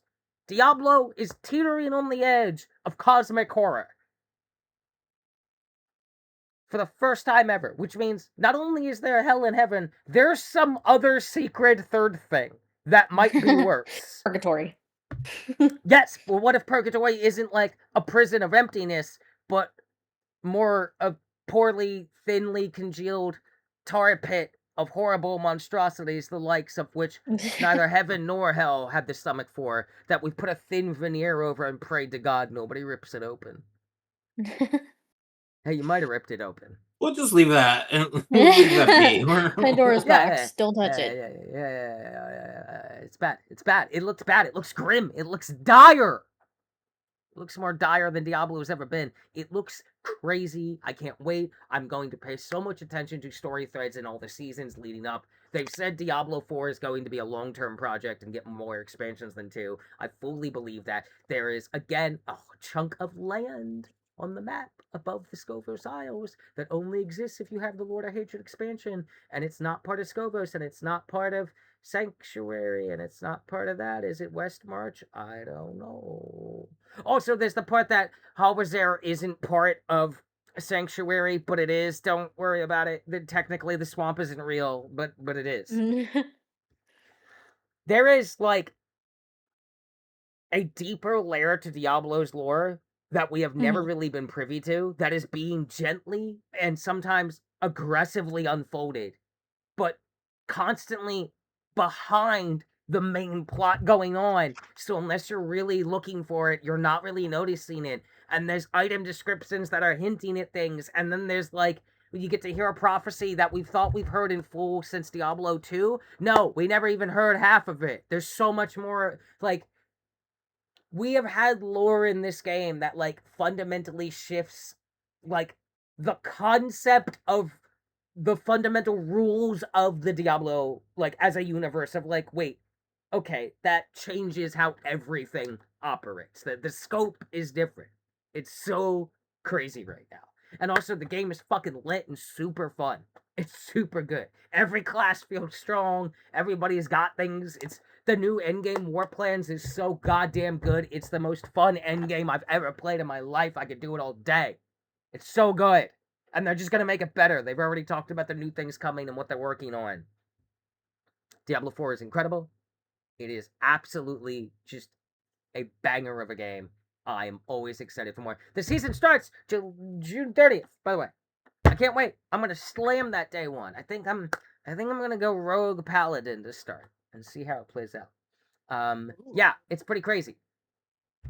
I have been back on Monster Hunter Wilds as well because I heard about the expansion. Master Rank expansion is always when Monster Hunter gets the best. So I've been dabbling back into that. I'm very, very rusty. And it's gonna take a while to get back into the groove of being as clean as I was on that greatsword. So, chipping away at it. Dabbled back in and out of League a little bit. Not much more than that for like mainstay games. But I did play some demos. So, I played a little game, and I only played a little bit of it, called Erosion. And Erosion is fucking incredible. Erosion is utterly fascinating. Vaughn turned me onto this game. with I think it was announced a bit ago, and I got invited to the playtest, and I got some spare invites and I sent them to people, him included. I love Erosion. Erosion is so cool. The art style, the sound design. This game is absolutely my jam. I love it. It's really fucking hard because I didn't realize from anything I'd seen of it that the way your health works in this game is like old school style. In that, oh, you have 3 hearts. Getting hit by anything that does damage is a heart. That's it. Go. That's it. And it's a roguelike. Every run is different. But as you do your runs, time passes between your like lives coming back. So the game sets it up with the story, beautiful, very cute, voxel, like weird, funny movement art. But it also has really good splash art for like text moments when the character's talking, even though nobody's voice acted. Really good sound design. Gameplay is sharp and tight. It's like a sci-fi western magic thingy going on. And what happens is your wife gets killed, your daughter gets kidnapped, you get killed. The goddess of death brings you back to life. You have 3 lives. When you die, and you're going to, because you can't possibly get through this dungeon at the start of the game, get all the way to the bottom and kill the guy. There's no way, you're not strong enough. Gear you get and abilities you get is randomized along the whole way. At any point when you find those, you can just sell them right away and get the cash for it if you don't want it, so nothing goes to waste. There is a ton of like side quests that surround the main quest, because after you die 3 times at the opening, and you will because there's no goddamn way you can get that far, it takes 10 years for her to bring you back. 10 years pass in the game. The world is different. Your daughter is now somewhere else in 18, and you now have to deal with a changed world. Like, the house you were in before all this went down is dilapidated. You can go there and find memories and stuff and kill the ghouls around it. But there's, like, as you do quests, certain quests pass time, and then, like, as you die, after a certain, I think you get, like, 3 lives per timeline, and then, okay, now it's gonna take 25 years for you to come back. And things you did in that 10-year timeline affect what the timeline is when it takes 25 years from then for you to come back with 3 more lives. And so on and so on and so on. And that determines who's around you as an ally, what's around you as a world, enemies, loot. It determines, like, the ending of the game that you can get. Like, and it's very early right now, but the game is super fun to play. I've had an absolute fucking blast playing it, and I've only played 42 minutes of it, but it was really fun. It's really hard though. Like, it's really tough. It's a game where I'm like, okay, you can see that this is like quintessential roguelike, and that like you are gonna like progress is probably gonna feel small at first, and then there'll be leap moments where you're like, oh, okay, holy fuck, okay. It's, I feel like it's full of surprises. I think it's got a lot of charm and heart, and it's like giving Saturday morning cartoon energy. I really like it. I like everything about it. It's super fun. Highly recommend. I'm hoping it comes to consoles, because I just prefer to play with like on PlayStation with that controller and stuff. But it's super fun. I had a really good time with it. It's got a really quirky sense of humor. So that's pretty much me, just because like I ended up with the tooth stuff and all that for so goddamn long, and other things beyond that it like I didn't play a whole lot. I hopefully will have time to do the Shroom and Gloom demo. I want to do this Ward demo and How Many Dudes demo, but probably won't get to it until later. So yeah, with that, that is a podcast. That's a podcast right there. That is a near 4-hour episode. Goddamn. 3 minutes and 57. Sorry, 3 hours and 57 fucking. That's what happens when you put 3 chefs in a pot. Yeah. That's what happens when you seethe with incandescent rage on an atomic level until you hit a bigger rapture. But the devil tried to stop you, but he can't because he only moves at 20 FPS. Is it stability issues? Or is it immersion so good it breaks your... What is this bit? This is stupid. We're just reading the names of the potential name of the episode, but it's only going to be one of these. So, like, no one's going to see this list but me and Vaughn and the people that vote on it. And this is dumb. This is stupid. We're ending the show. Goodbye. Thank you for listening. Happy Pride Month. If you don't celebrate Pride, go fuck yourself on an atomic level. And with that, that's it. Goodbye. That's it. That's Did you think it? I was going to do another bit? No. Get the fuck out. Leave. Hydrate. This is a bit though. No, that wasn't a bit. Actually, please hydrate. Don't listen to him. Please hydrate. Hydration is not a bit. Please hydrate. For the love of fucking God. Always. It's 2026 and the world is on fire in more ways than one. Metaphorically and spiritually. Please hydrate. Goodbye.